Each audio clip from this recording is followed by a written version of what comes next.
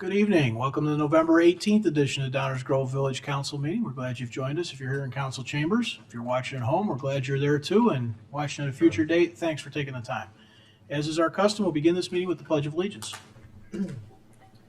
I pledge allegiance to the flag of the United States of America and to the republic for which it stands, one nation, under God, indivisible, with liberty and justice for all.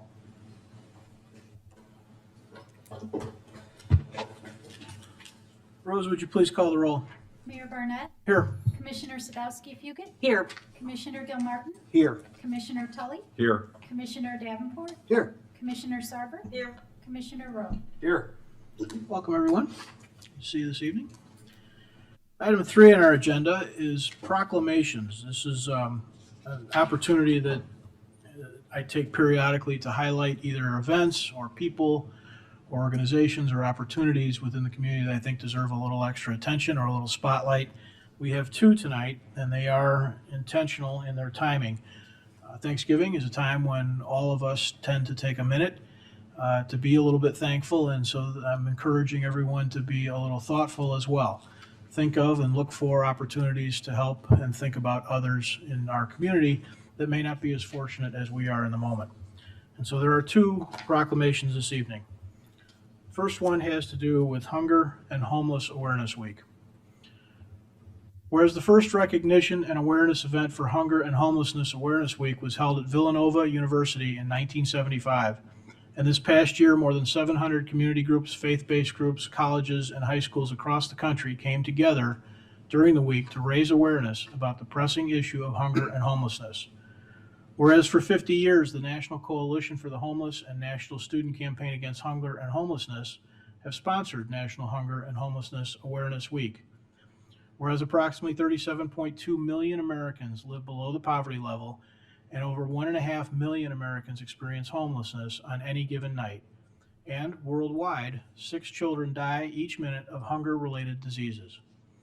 Whereas the purpose of this proclamation is to bring awareness to the public about the hunger and homelessness in our community and to encourage support for hunger and homeless assistance providers. Whereas there are many local organizations committed to sheltering and providing supportive services, as well as meals and food supplies to people experiencing hunger and homelessness, including DuPage Pads, Midwest Shelter for Homeless Veterans, Alex's Mission, Downers Grove Fish, West Suburban Community Pantry, People's Resource Center, Hope's Front Door, Catholic Charities, and many other faith and community-based service providers. Now therefore I, Robert T. Barnett, Mayor of the Village of Downers Grove, do hereby proclaim the week of November 16th through 22nd as Hunger and Homelessness Awareness Week in the Village of Downers Grove, and urge all citizens to look for opportunities to help, volunteer, and support the organizations working to serve our community, and as Thanksgiving approaches, take time to consider opportunities to donate time, attention, and resources to others. Dated this 18th day of November 2025, Downers Grove, Illinois. Second proclamation for this evening deals with Small Business Saturday.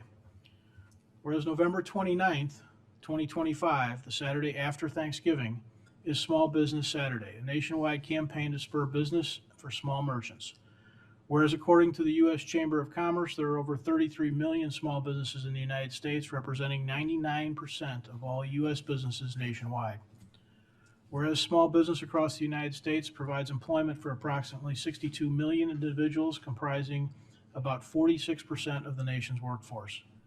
Whereas the Village of Downers Grove celebrates our local small businesses and the contributions they make to our local economy and community. Whereas the Village of Downers Grove supports our local businesses that create jobs, boost our economy, and preserve our neighborhoods. Whereas small businesses are the heartbeat of our community and our local economy. Now therefore I, Robert T. Barnett, Mayor of the Village of Downers Grove, do hereby proclaim Saturday, November 30th, 2025 as Small Business Saturday in the Village of Downers Grove, and urge all citizens to make a point of choosing to support businesses in Downers Grove now and throughout the year. Dated this 18th day of November 2025, Downers Grove, Illinois. Small businesses also contribute much to our community in terms of jobs and activity, but what you'll also find is many small businesses help with hunger and homelessness and support many of the entities that try and work to support our community on an individual basis. So please take a minute, look for opportunities to support them as well. Item 4 on our agenda, minutes of previous council meetings. Is there a motion? Mayor Burnett, I move to approve the village council meeting minutes from November 11th, 2025 as presented. Second. Any council comments or questions? All those in favor say aye. Aye. Opposed? That passes unanimously. Item 5 on our agenda is a public hearing and a continuation of our tax levy determination and budgeting processes. We have a procedure for truth and taxation public hearing tonight. So I'd like to call this public hearing to order. The public hearing has been called by the village council pursuant to the Illinois Truth in Taxation Law to consider the proposed 2025 tax levy for the village of Downers Grove. Notice of this hearing was published in the Daily Herald November 7th, 2025, and a copy of the notice and the proof of publication have been presented and are made part of the official record this evening. I'd like to summarize the procedures we will follow for tonight's public hearing. I'll ask the village manager to summarize the proposed 2025 tax levies. I'll then ask any member of the council if they wish to make a statement or ask a question. Will then be an opportunity for a member of the public to make statements or comments or submit written statements or comments for the record. I'll then ask again if any member of the council wishes to make a statement or ask additional questions. Thereafter, the hearing will be adjourned. At this hearing, witnesses will not be sworn. A verbatim written transcript of the statements or testimony given will not be prepared. So with that, Dave, over to the village manager. Thank you, Mayor Barnett. I want to just do a brief summary of the property tax levy for the village portion of property taxes. These slides should look familiar to the council and members of the public who've been following our budget process. This is the same information on the tax levy that was previously presented. So we'll call your attention to the bottom of the table in the FY26 proposed column, a total village tax levy after abatements of $17.9 million. That is up just over $440,000 from the current year tax levy of $17.49 million. You'll see in some of the line items there the changes. The levy, portion of the levy for required contributions to public safety pensions is going up by $941,000. But the corporate levy, or the levy portion for general operations, is actually being decreased by $500,000. This was at the direction of council as part of the long-range plan. This allows us to use other revenue sources. The home rule sales tax and hotel tax increases were recently approved so that we can lower that portion of the levy. So all in, it is up $441,000, which is 2.5% over the current year. For a typical residential property in the village of Downers Grove, that represents about a $20 increase from about $789 up to about $808. And if you're thinking that is not at all my total tax bill is, you are correct, because the village portion of the total property tax bill is just about 10%. And so most of the other portions of the tax bill are for other taxing bodies, primarily education-related purposes. Be happy to answer any questions that the council may have. Thank you, Dave. Are there any council comments or questions? Martin? I have one question for Dave. Get out your softball bat. I don't remember which slide it was on, but you talked about how while the property tax is going up, the tax rate is actually going down. How can that be? That's good. It starts with understanding the village levies a total dollar amount. That's that 17.9 number we previously talked about. And that number, that total levy is spread over all the properties in the village, and it's a portion based on their equalized assessed value determined by the township. So what's really going on here is the amount of property value increase. The taxable value is going up more than the total dollar we levy. So therefore, the rate actually declines, even though the levy is going up slightly. Thank you. Any other council comments or questions? Are there any audience comments or questions on this item? Okay, we'll come back one more time to the council for the procedures for the hearing.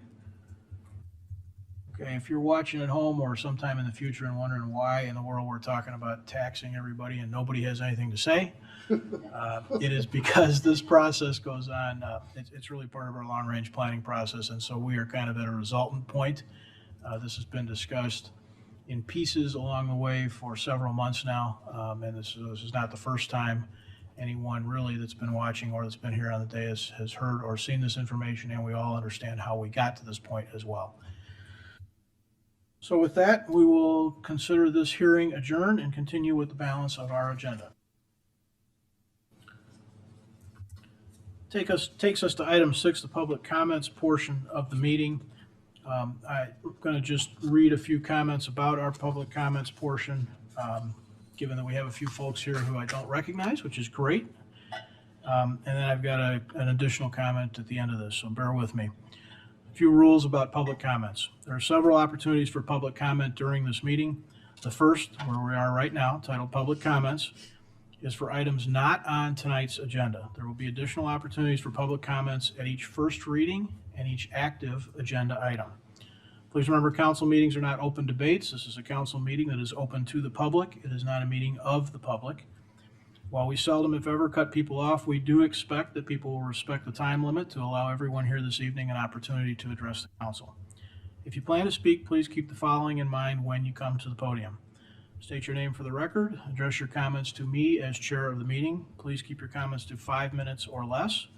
Avoid repeating what others have already said. It's okay if you agree with the previous speaker. In fact, you'll often hear council members doing the same with one another. Please keep your comments to 1 visit to the podium per subject, and remember that comments are most effective when they focus on subjects within the scope of Downers Grove Village government. So before we start into the public council, just a matter of agenda management tonight. If you are here to add public comment to the new business item, please plan to do that at this portion of the meeting. That's not an active or first reading agenda item. We often don't even have those. In fact, most meetings do not have those. So if you're here to comment on the new business item, please do so at this time of the meeting. And so with that, are there any comments on items not on tonight's active or first reading agenda?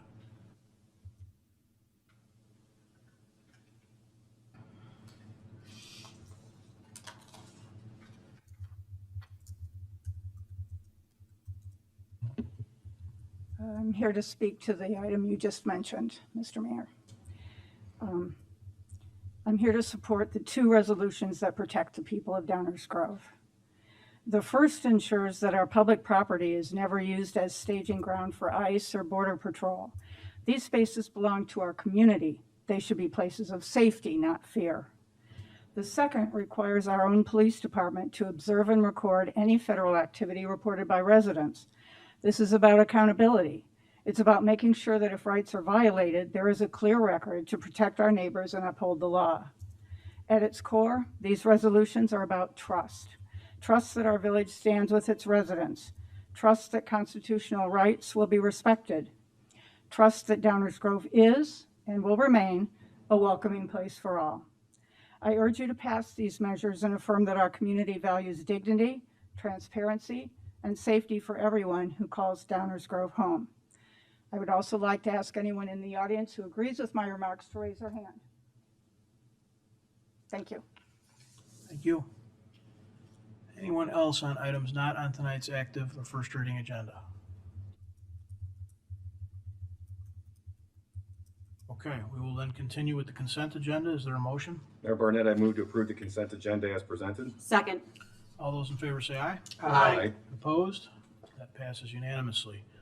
Move on to item 8, our active agenda. This is the portion of the meeting where we take up items which we have taken up at least once before, sometimes multiple times. These are items on which we plan to take formal action this evening. Is there a motion concerning traffic control? Mayor Barnett, I move to amend certain traffic control, parking, and speed provisions and pedestrian and bicycle safety improvements as presented. Second. Are there any audience comments or questions on this agenda item? Council comments or questions? Rob? I actually have one question. So when we're moving to approve the speed limits in the motion, does that mean that we're approving changing the speed limits on the streets from 25 to 20 around this area, or is it something completely different? So it would only be the line items that are singled out in the report. Those would be reflected in our municipal code. So no, it would not include a general change down to 20. Thank you. Perfect. That was it. We're not changing any to right? We're not Yeah. doing any changes Speed limit? to speed limit. I will check. Sorry. Might have been by the park. Yeah, there- Oh, the park one, but not what I was, just wanted to make sure we weren't just confirming that we weren't. Not what was recommended by the tax. Exactly. Right, yeah. That legislative intent on the record. Yes. Good clarification, Rob, thank you. Anyone else? Okay. just want to, What? just want to make sure, are you, No speed limit changes. thank you. Commissioner. Okay, yeah. All right. All right, all those in favor say aye. Aye. Opposed? That passes unanimously. Item 9 is our first reading. This is the portion of the meeting where we take up items on which we do not plan to take formal action this evening. These items are sometimes first time, sometimes fifth time, sometimes 10th. But nonetheless, these are items on which we do not plan to take formal action this evening. Dave? There are several items on tonight's first reading agenda, but really only 3 topics. The first one is consideration of an ordinance authorizing extension of a special use for the property at 5133 Main Street. And here to present background information on this item is our Community Development Director, Stan Popovich. Thank you, Manager Fielman. Good evening, Mayor and Council. As Manager Fielman noted, this is the second special use extension for the property at 5133 Main Street. The subject property is located in the downtown Downers Grove, specifically at the northeast corner of Main Street and Curtis Street. You may recall this is the Pierce Tavern building on the first floor there. In 2014, a special use was approved for the second floor to be reestablished for some apartments on that second floor. Special uses are good for 1 year and they lapse if the special use building permit has not been issued or if the use has not actually been established and opened. So the village's municipal code allows for 2 6-month extensions. So the first extension was granted in July of 2025. The petitioner is requesting a second extension at this time through May 14 of 2026. This is principally due to the challenges with providing electrical service that's required to those apartments and getting ComEd power from transformers to the building and then to get some easements from adjacent property owners. So working with ComEd to get those easements, and that is their reason for the request tonight. If approved, this would extend the special use through May 14 of 2026. Thank you, Mayor. I'm happy to answer any questions you or the council may have. Thank you, Stan. Do we have any audience comments or questions on this item? Council comments or questions? I just have one, Stan. Do we have any vehicle existing right now that allows us to reconsider this, or does it have, if they run past the end of this extension, do they have to basically make a new application? How's that work? If they run past the May 14th, they would have to make a new application. Obviously, I hope they are successful, but ComEd and right-of-ways can be challenging, Yes. Yes, they can. and not just in their control. All right, thank you, Stan. Thank you. The next item on tonight's agenda, first reading agenda, is a continuing discussion of the FY26 proposed budget. I'll be walking you through just a short wrap-up of a presentation we gave just a couple weeks ago. You can see on the screen that we have several opportunities in public meetings for the council to consider the proposed budget and for community input. So we are right here, sort of in the middle of the screen at Tuesday, November 18th. The FY26 budget advances the goals and objectives that were established by the council in the long-range plan. It contains a sustainable general fund with revenues slightly higher than expenses. It reflects the recently approved increases to home rule sales tax and hotel taxes that I previously mentioned, and those help drive down the net increase in the total property tax levy, which we just noted is 2.5%. We continue to make with this budget the required contributions to public safety pensions. This budget does reflect the continued expansion of our staffing team to provide the services directed by the council. This budget proposes 2 additional full-time equivalent positions. Our commitment to maintaining our village facilities is reflected in this budget with $1 million budgeted for that purpose. And fully $14.5 million are budgeted for the implementation of both the guiding DG plan recommendations and to support the priority action items identified by our council. We continue to invest in all of our infrastructure systems. This budget calls for over $36 million in investment. Continues to reflect the work we recently did to make sure our water system is maintained in a sustainable fashion. It does provide for the first of a series of 3 planned bond issuances, this one $13 million. All those bond payments will be made through revenues generated by ratepayers of the water system. It includes $5.2 million of investment in redevelopment projects in our Ogden Avenue TIF district, and declares any additional incremental revenue received in FY26 from that TIF district to be surplus and distributed to all the taxing bodies. This is part of our Ogden TIF closeout. And finally, it continues to provide funding for our partner organizations, over $1.2 million in total for the Economic Development Corporation and Downtown Management Corporation. We're happy to answer any questions the council may have. Thank you, Dave. Are there any audience comments or questions on the FY26 budget? Council comments or questions? All right, again, the comments I made earlier in that hearing really apply both now and then again in about a minute and a half.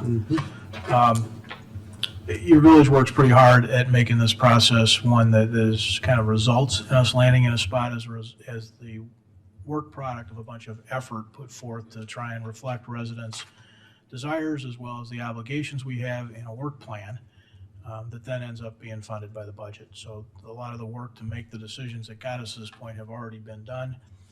We'd certainly welcome anyone to look back through the archives and see some of that and continue to ask us questions between now and when we actually pass this budget. I don't see it being difficult, but sometimes it can be confusing, so don't hesitate to ask. No dumb questions. And finally, all remaining items, C through S, have to do with the tax levy that was presented during the public hearing. So all of these ordinances, when they're eventually approved, will result in that tax levy. So we have no further presentation on these items, but we're happy to answer any questions. Thanks, Dave. The tax levy is kind of the result of the budget, right? So all this work I talked about got us to the budget, and then that resulted in a tax levy to support that budget. Any comments from the audience on this? Comments from the council? Martin? I've talked about abatements. Everybody likes abatements. Tell us about the abatement. So I'm going to make this abatement story a little bit more interesting. So everybody has seen the movie Indiana Jones and the Temple of Doom, right? Everyone's seen that movie. Oh, boy. So you're all familiar of the headpiece of the Staff of Ra, right? So what was the problem in that? The Nazis had the one part of it, and so they did this measurement. They tried to figure out where to dig for the Ark of the Covenant, and the problem was that they didn't get the other side of the headpiece of the Staff of Ra. So there was measurements on the one staff, and we flipped it around and said, take some away. And that's where you got to the right spot. So think of abatements kind of like that. We have these levies that we have to levy through the state law process, and so we get this number. But then we have abatements where, because we have revenue from other sources to pay those different items, and on our agenda, if you're following along, it's items 9N through S. Because we have revenue sources from other places in order to pay those, we do not have to collect the taxes that we levy for those items. Those are called abatements. So think of it like the headpiece of the Staff of Ra. It starts out like this, but you flip it over and you take some away. That's what these abatements are. So even though we've levied taxes for items N through S, we are abating them, meaning we're not going to collect them from anyone. So that's why the actual amount that we levy is less. Now, why do we do it all that way and have to go through this whole Staff of Ra thing? That's Illinois government.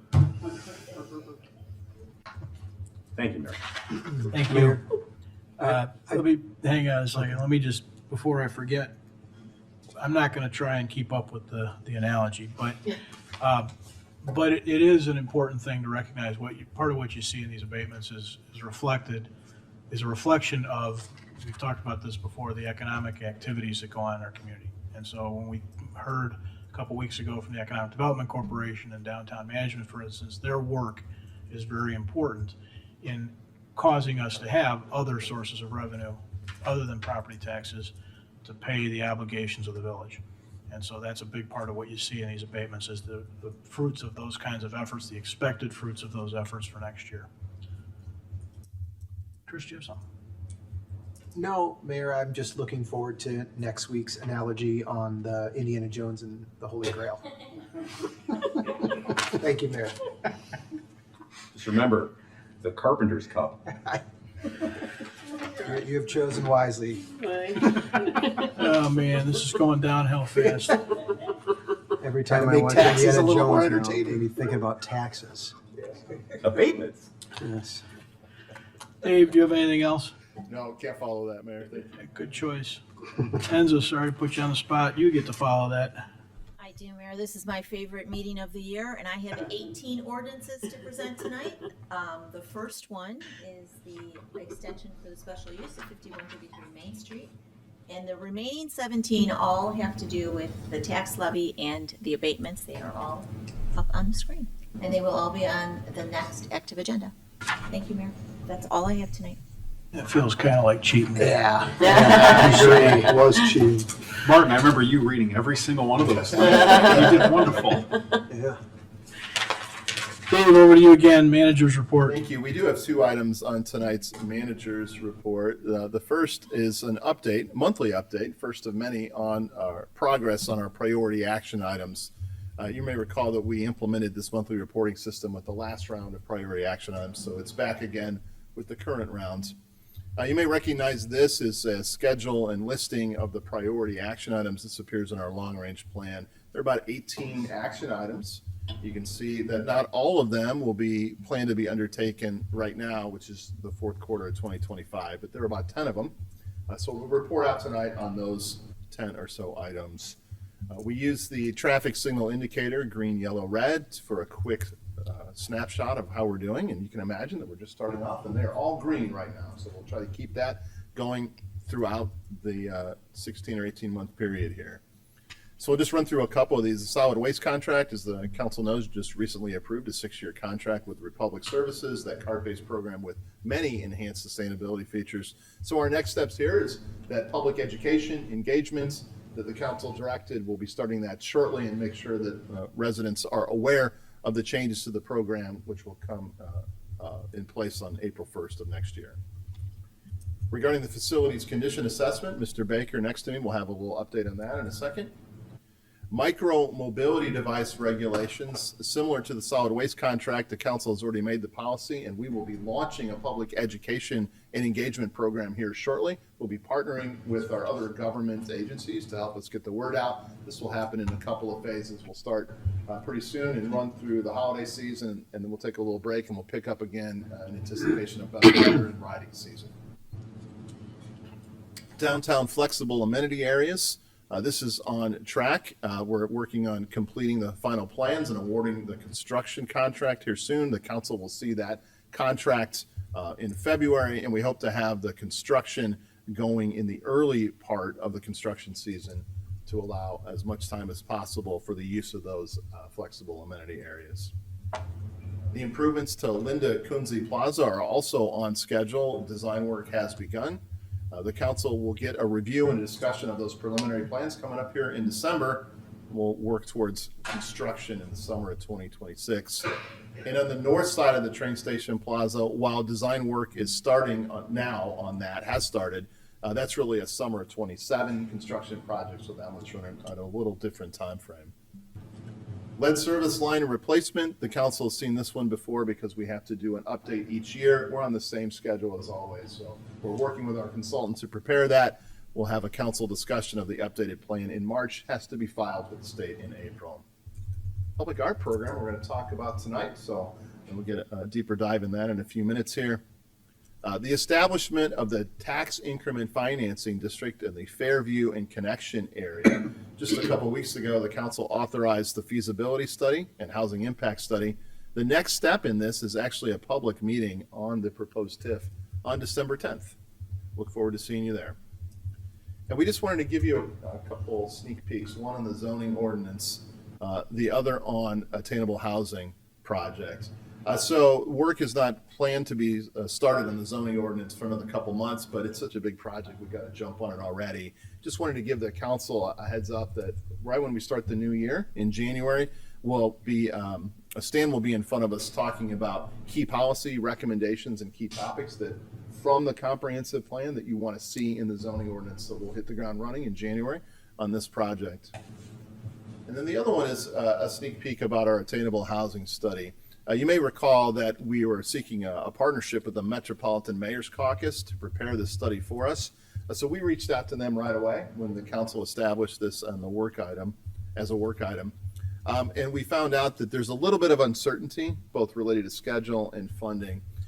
This program through the Metro Mayor's Caucus is actually grant funded.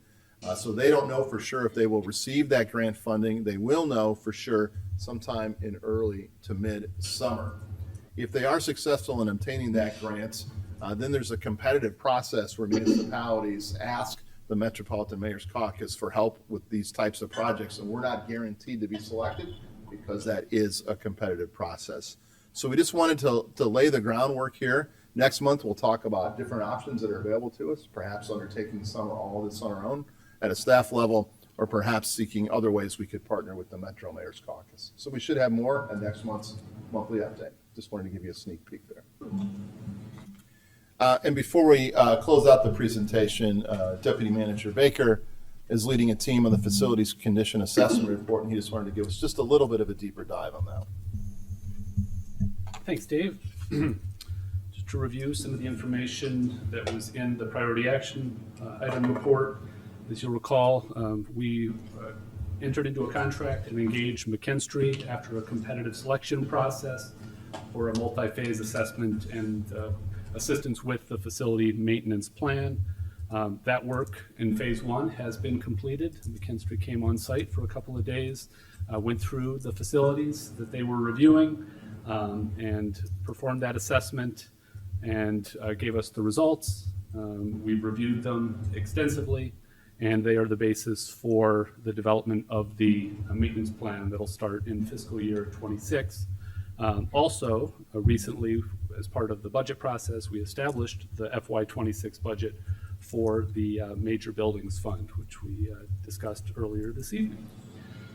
So to kind of connect the dots, what this process really allows us to do is make sure that $1 million that we have budgeted is being spent effectively and wisely based on a professional assessment of our facilities.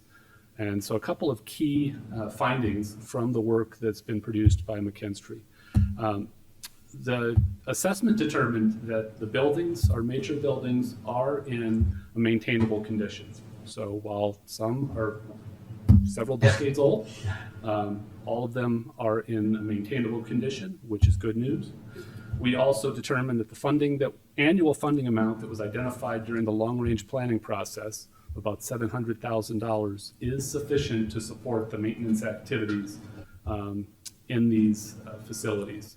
Now, $700,000 is the annual amount that's coming from a portion of the home rule sales tax that was increased. We are also using $300,000 in planned use of fund balance from the Major Buildings Fund. That's what gets you to the $1 million that we have budgeted for fiscal year 26. The next steps in the process include authorizing phase 2 scope of work with McKinstry. Council can expect to see that contract in December, and that will allow us to continue to advance, particularly taking the results of the phase 1 work and applying the sustainability plan goals and objectives as we determine exactly how to use those dollars. And we'll also prepare and begin to implement the maintenance plan. Some of the maintenance plan work can be developed based solely on what was produced in phase 1. Some of it will work closely with McKinstry as we develop the phase 2 work product. I'd also like to take the opportunity to acknowledge the great work of our team, especially our building services staff led by Alex Sandberg, the building services manager. He and his team do a phenomenal job on all of our buildings and work really well with the department representatives, who we've kind of formed a team to work with McKinstry and should help develop this plan in an interdepartmental cooperative manner. So I wanted to acknowledge all the great work that's gone into this process so far. Happy to answer any questions you might have. Thanks, Mike. On this project or any of the other projects? Any council comments or questions on this? Chris, go ahead. Thank you, Mayor. Thank you for this update. Couple of things, just questions I had. The grant that we're applying for the attainable housing study or through the Metro Mayor's Caucus, is that a state grant or a federal grant? This is a grant that the Metro Mayor's Caucus Oh. will apply for the funding for the whole program. Yep. Their attainable housing program. I believe it's a federal grant. So they'll be working through that process. If they're successful in getting that grant, then municipalities will submit applications to them for the actual work. Okay, thank you. And then, Mike, on the audit, the facilities audit, I believe I remember when the consultants were in, they talked about, I'll call it a database, an inventory that we are going to sort of keep up to date. What phase does that sort of fall into? All of the assessment data that they collected has been provided to us in that database format. Okay. So we have it right now, and as we go into phase 2, that will allow us to maintain that data over the next several years, Yeah. continuing to make sure it stays up to date. So yes, all that information was provided to us. Awesome. Okay, great. Thank you. Thank you, Mayor. Anyone else? Mike? Yeah, I've also got a question about the facilities condition report. When we talk about facilities being maintainable, is wondering how they define that. Are we looking at life cycle? Is there at what point is something not maintainable? I guess is what I'm wondering. Yeah, and do we foresee that happening? Is there any sort of projection like that in the report? I think as long as we follow the recommendations of the report, we'll be able to improve the score of the buildings. Each one is given a facility condition index, a score, based on the cumulative amount of work that, maintenance work that would need to be completed over a 30-year time frame compared to the value of that asset, of the building itself. So once that ratio hits a certain threshold, that's what would cause the building to fall into a condition where they would not recommend for maintenance of the facility. Yeah, I follow you. That's the situation we were in with the old police station and Village Hall. And we're fortunate we're not dealing with that with the buildings that we have now. But do they do any sort of projection as to when, is there any anticipation as to when any of the facilities we have might reach that point where the lines cross? As long as we're following the recommendations, then we will sort of reduce the amount of outstanding work that needs to be completed, and we'll continue to keep the buildings maintainable. We will also, I'll follow up with McKinstry and see if we can get you a complete answer to that question as well from their perspective. Thank you. Yep. I mean, my guess is it's a score based on various factors. As the age of the building gets older, that would drag the score down, what we put into it. So it probably eventually gets to that point where, and I think I would like to also reiterate understanding, will this, sort of why I asked about it, this inventory help us see when it reaches the end of life or when we might anticipate that? I don't know if that's what you were getting at too. Yeah, yeah. So that would be curious to know. So we can plan for those things, which I think is the idea. Is there an Indiana Jones element to this? You want to give me a minute? No. Anybody can do it. You can. I got a question, Mike, on the same subject.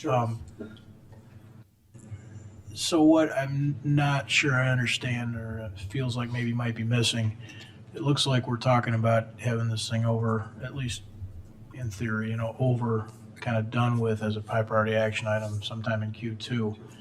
And listed on those charts talks about begin to prepare and begin to implement the maintenance plan. So my question is there anticipated, is our scope on this thing defined in such a way that we are going to take McKinstry scoring and planning? Or is there, where in this process between now and Q2, might there be council conversations about priorities and definitions? Because, maintain might mean something to Mike and different to me. And the point is, there is a policy question there. There's math that can be done from sort of an engineering and architectural analysis of the systems and equipment, right? They have lifespans, we can figure that out. But that doesn't speak to the policy questions behind the difference between maintenance and improvement, or maintenance and expansion, or maintenance and, there's policy questions there that seem like they need to be at least part of what the final product is, that we've made decisions here and there along the way. How's that shake out? I think as we're developing the plan for work that will actually be completed, we can certainly provide information to council, and we will also, I think, come across sort of opportunities to elevate the decision-making and the discussion to the council level where it might involve a policy level decision. I think back to, probably only got one up here that was part of that conversation, but some of the street conversations, remember some of those? Fire Station 2 with Maryland. There are policy decisions that have to be made on the backside to some degree that are really independent of McKinstry's reporting. Yeah, so there's a little magic to this schedule too, because that Q2 sort of shows an end to this project. It doesn't really end our maintenance plan. We have to keep doing that. But it leads right into the long-range planning update. We're going to also try to identify for the council, with McKinstry's help, any of these functional obsolescence issues as well. First hurdle is, are these buildings maintainable? Good news, yes. We talked about the index, and it's putting the money in a good spot to make sure they're still there. But at some point, there might be a discussion that the mayor's talking about is this the building we want, even if it's maintained properly? So we're going to work as a team to identify those operational and functional obsolescence questions. Some of those will be prompted by buildings that may have more investment required for the maintenance activities. Okay? And so the timing of that is it really starts a next broader discussion of the things you're talking about, Mayor. Okay. Any other council comments, questions? Okay. Thank you both. Thank you. We'll move on to item B on the manager's report, which is one of the high priority action items. It is a discussion of the public art program. So here we go. You may recall that when the council put together the priority action item, it included public art program. The description that was used when we put that together and put it on the list is here on the screen. It talks about a program that addresses things like program management, governance, funding, how do we select projects, how do we engage the community, those types of things. And you may recall in our last discussion of the priority action items that we talked about the idea, at least as an initial phase, that this would be a village-operated program focusing on village-owned properties in the downtown. Really something that's a little more concise and something that's in our direct control. Frankly, to get us a couple of wins early in the program. Once those are in, then we could go back and take a look and see if we wanted to make other changes to the public art program. So this discussion tonight is about this initial phase as we contemplated a couple weeks ago. This project has its roots in the Guiding DG suite of plans. In fact, the Streetscapes plan, which identified 4 guiding principles, mentioned in item number 4 the idea of public art in both the downtown streetscapes and the Fairview streetscapes. The council built on this idea and said, public art is a good idea throughout our entire community. So that is where this discussion started, and frankly, it goes back to several long-range planning discussions over many, many years. This time it made the list, and so here we are undertaking it. The elements of a public art program are noted here on the slide and were included in the description. What we'd like to do tonight is just go through a couple of main points of each of these program elements. Starting with the type and location of art, let's talk about location. For purposes of this initial phase of the discussion, staff is proposing there would be 3 locations in our downtown. These would be 3 of the 5 flexible amenity areas. For ease of reference, we decided instead of giving addresses or street intersections, we would refer to neighboring businesses. So think about the space near Pierce Tavern, the space near Entourage, and the space near Citibank. Those are the three locations the staff is proposing to start the public art program. Guiding principles, we will circle back to and do a little whiteboard exercise and get council input. These are the things that would indicate to the artist the types of art, the elements of the art that the council is looking for. As far as the governance, I put the flight analogy on here. This would be a pretty traditional role of the village council staff and the actual consultant or artist or firm who does the work. The council, we're looking for authorization of budget, approving a contract. We're looking for council direction tonight on some guiding principles, et cetera. The staff role is a little bit more towards the ground level, making sure this project comes to fruition. This is the same process that we used for the Civic Center design itself and for the design of the art that is in the Israel Blackburn Civil Rights Plaza. That seemed to work very well for us and resulted in some great artwork and some great design. So that is what we're trying to get at with this governance model. As far as funding goes, the FY26 proposed budget includes $200,000 for this initial phase of the public art program. Additional funding, of course, will be put in future budgets. But a breakdown of that $200,000, what we learned from the project here at the Civic Center and the Civil Rights Plaza is there has to be enough in there for design and construction administration. We think $50,000 is the right number for that, which leaves $150,000 for the three pieces of art for construction, fabrication, and placement. That's $50,000 per location. That is very much consistent with the cost of the art that you see in the Civil Rights Plaza, adjusted for inflation a couple years later. Community engagement, of course, is an important part of this. We're proposing stakeholder meetings with the staff, the artist that is eventually selected, in downtown management. They've been our go-to for the design elements and input on the flexible amenity areas. They will help bring the immediately affected property owners into the conversation, and it's also a great venue to bring the general public and others who may be interested in that as well. There's also opportunities for public input during any of the village council meetings, where the council will be considering the contracts themselves, any project design, or any selection that would take place. Next steps, after we get through tonight's exercise, is the preparation and publication of a request for proposals and qualifications. It would be based on the guiding principles that we'll establish here tonight. And to go back to a question that Commissioner Sadowski Fugit asked a couple weeks ago, this would be open to all types of firms, artists, et cetera, anybody who felt they had the qualifications to deliver on this. The council would then be awarding a contract for that work sometime maybe in February, and then we would go into the community engagement in the early part of the year in the springtime. It's our hope that all three art pieces would be installed by the end of the year. Now is the point where we're looking for council interaction and direction in a more relaxed environment. So I'm going to head over to the whiteboard and we'll start that discussion.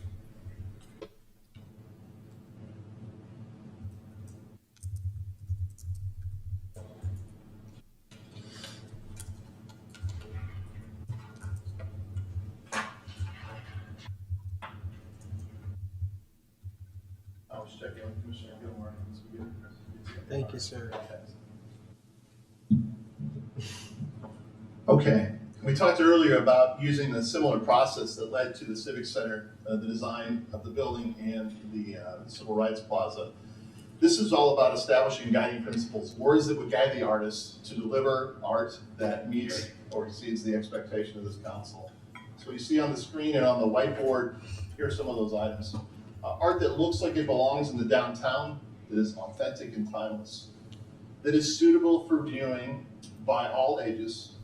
And this goes back to the concept that Commissioner Gilmore and others talked about in the streetscapes, this idea of placemaking and creating a sense of belonging at those locations.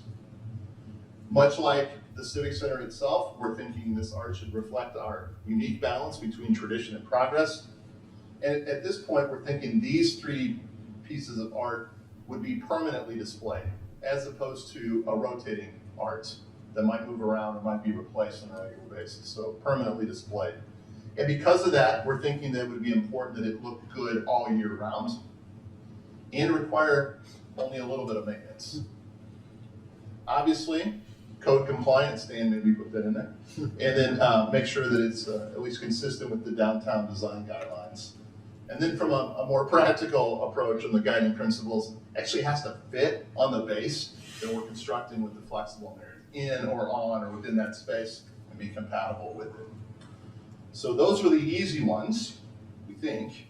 We're gonna be looking for council to help add to that, but before we get there, we wanted to hear council's reaction to this. Is there anything on here that we should take off or change? Thanks, Dave. Does anybody want to start this conversation? Martin, go ahead. I'll start with that, and if you want me to keep going, I will. Permanently displayed. I get that we want to install something and have it there for a significant period of time. But permanent suggests it's gonna be there forever, and I don't agree with that because it's taken us long enough to have a public art program. I would not want to limit opportunities for participation by more than three or fewer artists, which theoretically, if it's one artist for all three, that's one artist and then we're done. So I don't anticipate that it would change every 3 months. It might be every 3 years or 5 years, but permanent to me forecloses the opportunity to have more inclusiveness and more variety and have more participation. And I have some other comments, but you asked about those first. So I can stop there or keep going. Yeah, just let's let everybody react to not only what's up there, but your comments as well. Anyone? Leslie, go ahead. Yeah, I tend to agree with that. I mean, I think I'd probably lead more towards maybe like the 5 or so year mark, but I do agree that I don't anticipate these kind of being here for the next 25 years or so, similar to the Blackburn Plaza. I also would like to have it be, yeah, again, a significant period of time, but not necessarily permanent. The rest sounds good. On that subject, I think the trick there is just to have our RFQ or RFP, whatever we're going to do, include the concept of it has to be something that can be removed. That's it. You know, I think about I think I might have mentioned this in the past. It was, I don't know, Sioux Falls or something. I was checking out some of their art, and they have a whole series of them along the riverfront, but they're all clearly some concrete anchors, and somebody could move them, could remove them and move them on. So just that be part of what we are asking for is something that's doesn't have to be cast in place per se, you know. Anybody else? Maybe I'm just Without cynical, damaging but peace. kind of in contrast to looks great, requires little maintenance. Something that needs to be durable, even if we are going to make it, something that rotates on whatever basis. I mean, there is a big chance of vandalism, right? I mean, I know we hate to think that way, but I've seen it. And, we have extreme weather conditions. Mm-hmm. And so I think we really need to be realistic about how this is created, if it is going to be in position for even 3 years. What could happen to something over 3 years is highly unpredictable.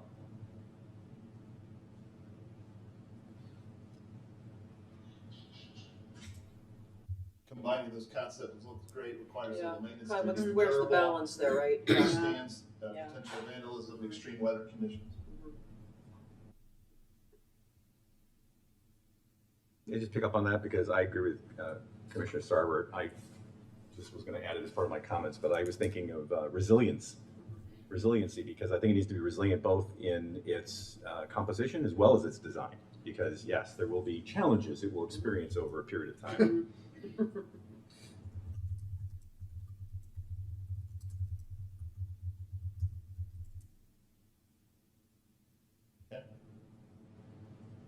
Just circling back to this, is everybody on the same page here that this is a 5-year, 3 to 5 year, not permanent? Anybody with concerns about changing that one? My comments are not time specific. I just want the ability to Yeah. remove Yeah. it without it. If need be. So I'm assuming if we're putting there, we're planning on leaving it there for a long time Yeah.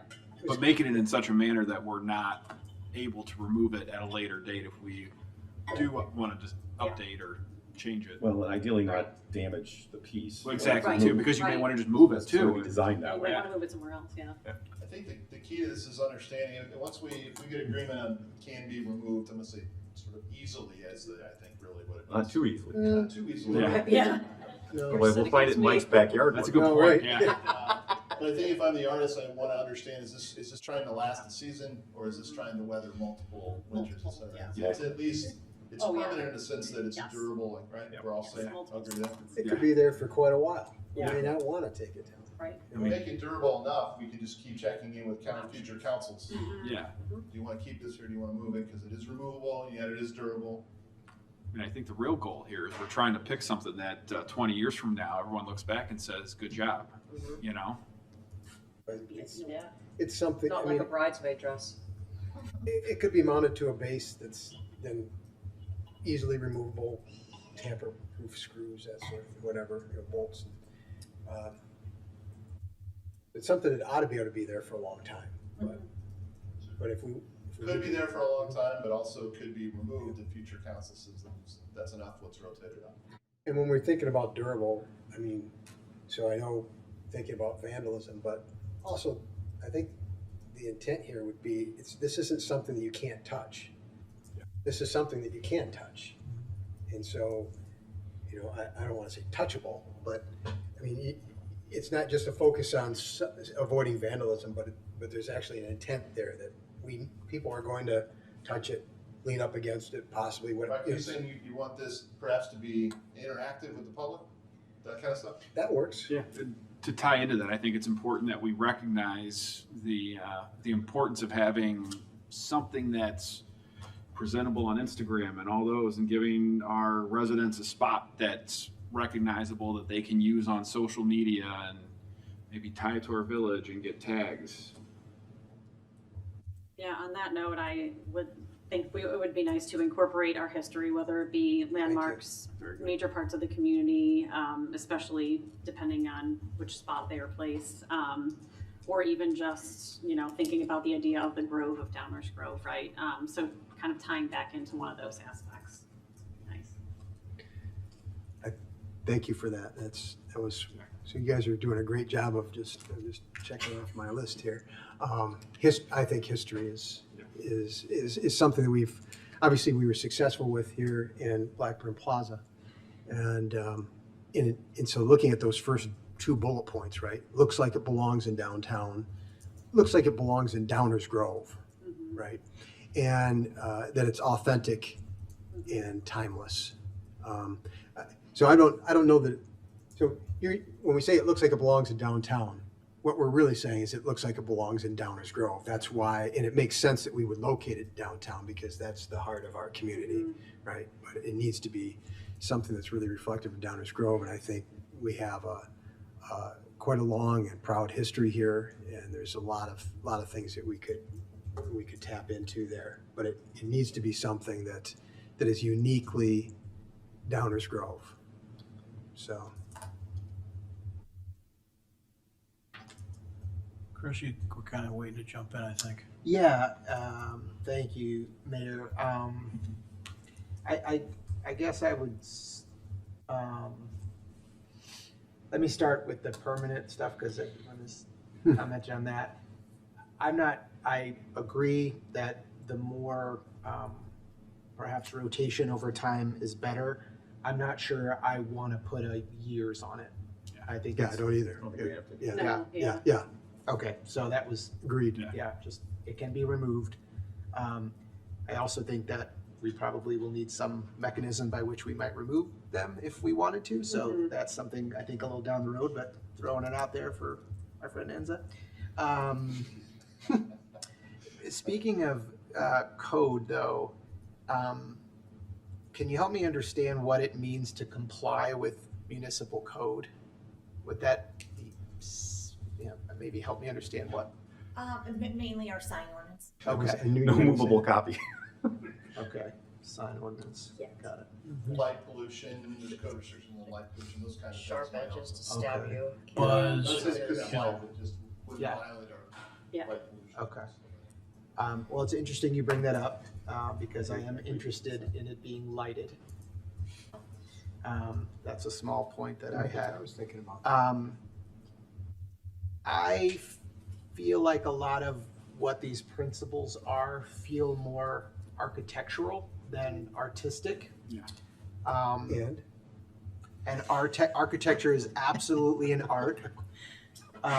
However, I'm not sure what we mean by looks like it belongs in Downers Grove. That is a very subjective thing. So how that would inform somebody to design, I don't know. I am an artist, but in a different way.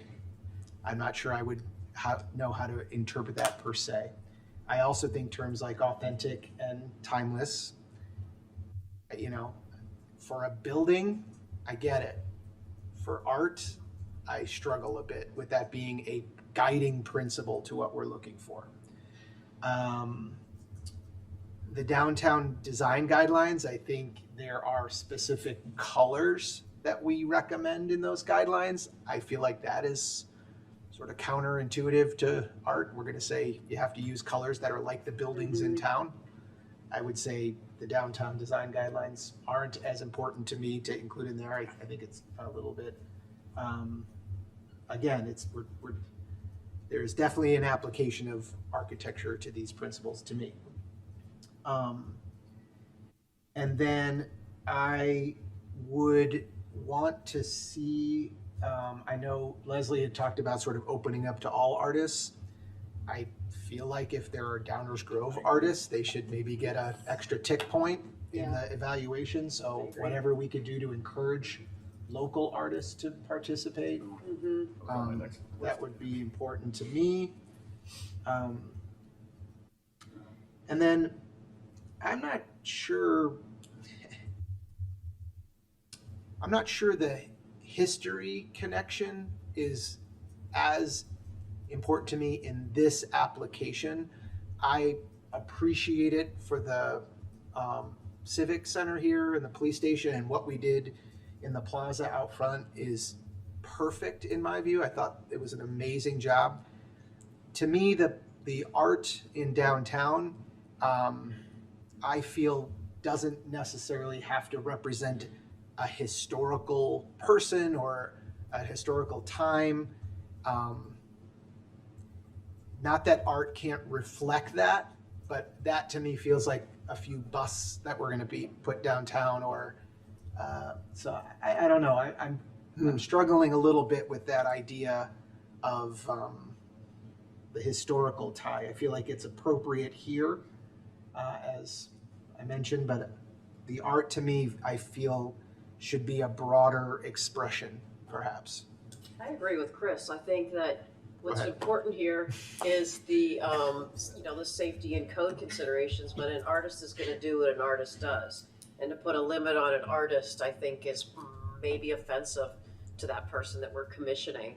So I think more general guidelines are probably a better approach to it than saying, hey, artists come in, we want this, and that kind of takes away their artistic license. Is that what you're trying to say? I think we're being a little too literal Yeah. with Yeah, that. Like, me too. Not anticipating busts, but I mean, just assuming that an artist is going to come up with something and say, these colors or this pattern or whatever represents the way that I view this. That's how I interpret it happening. I don't at all interpret it as something very specific. That's fair. I was just making a a comment on something that was said about tying it back to the history. Yeah. And I just am. We're talking about, don't forget, we're talking about trying to guide the development of an RFP. Yeah. We're not designing a piece. Yeah. Right, but importantly, do we want the word history to show up in the RFP? I mean, that is a material question. It doesn't, leaving it out doesn't preclude somebody from going down that road. Putting it in certainly does direct a respondent in a particular course. I mean, it does feel to me like it should be relevant to Downers Grove, though. I mean, otherwise you're going to end up as, a native Clevelander with a giant free stamp in your downtown, which I don't think anybody wants. Can I just say, so, yeah, we think about history. I mean, as an artist, you could go all kinds of places with that. I mean, it doesn't have to be a bust. I mean, it could be something, could be things that relate to events that have happened here in town, people's lives and music, and there's just, I do think it makes sense for us to emphasize, though, that this has to have something to do with Downers Grove. Connection. Yeah. But we're also asking for, Connection to place is probably a better way of saying it. but we're also asking for what? 3 permanent, Fairly semi-permanent right. things. Do they all have to be the same theme? Mm-mm. I mean, 3 different artists. I would No. well, exactly. I mean, that's what I'm assuming. And again, this is our start too. Mhm. And I'm hoping to see this just be the start. Yeah. Because it'd be nice to have more than just these 3 things It would. in the village. Martin? Thanks. Since we've now gone off the board completely, I completely agree with the local element. That was on my list as well. And whether we call it connection to Downers Grove or preference for something that resonates with, and it doesn't have to be necessarily 10 feet from here, but something that connects with who we are. The only other thing I want to throw out is, and I realize that Cesar Cruz said that art should comfort the disturbed and disturb the comfortable. But we also don't want to derail our public art program early on through controversy. So to the extent that we can avoid controversy, and I think a lot of the things that have already been said will do that naturally, but and it's so subjective that it's not even possible to define, but that's the best I can do, is we don't want to all of a sudden bring negative attention inadvertently to a program that we want to celebrate and, to Rob's point, have continue for a long, long time and expand. So I don't know how to frame that, but that's the sentiment. Yeah, it's funny too, because I thought the same thing about controversy, but then one of the most controversial statues in Chicago in recent memory is the famous Bean Cloud Gate that people hated at first, but now is like. Picasso was panned when it first went into Correct. Daly Center. Now it's become iconic. Yeah. Same with the leg lamp in Chaska, Oklahoma. Well, I think we have 3 ideas right there. You want a 40-foot leg Great lamp? job, everybody. Can I? I just think it's funny that That's all I had. I'm commenting on art. I think art's one of those things too. You know what you like when you see it. Yeah. And I'm somebody that could screw up a stick figure. So, Right. but Me too. that's my 2 cents. Chris, were you not close to done? Yeah, I mean, I just think I guess the point I was trying to make is I think of the umbrella canopy, right, which was an art display in, I think, Elmhurst, and it's been That's a around, great right? one. Yeah. Not sure it has a whole lot to do with the history or connection to Elmhurst, but to me, it was vibrant. It attracted people to town. It was talked about. I'm not as concerned about it being offensive or about something being different, but that's just me. I maybe have a little higher tolerance to what I think artists, which may not be what we have out in the Blackbird, you know, it just, which again is amazing, and they did a great job. So I understand the point of that. So, Yeah. and it is very subjective, but And that's a great example too, because anytime you opened up social media, people had pictures there. And that's something that's many people I thought was beautiful, and people took their pictures, and that's something that we could definitely utilize. Do we anticipate, talk to me a little bit about the process that we anticipate with this as it relates to selection? Well, we've learned through this discussion that trying to get X number of people to say that's exactly what we're looking for may be a challenge. Yeah. And so we thought that because there were 3 pieces, and it was an RFP going out to a variety of artists, that we would take the artist and then sort of give them a little bit of direction based on council feedback, give them a little bit of latitude. But I don't see us like voting on a piece of art necessarily. No. Yeah. Okay. So but we're not picking one artist to do all 3, right? You know, that could be up to the RFP response. Somebody might respond back and say, hey, I'm equipped to do 1. Yeah. Another firm might come back and say, we're equipped to do all 3, and then we could direct work as the council sees fit.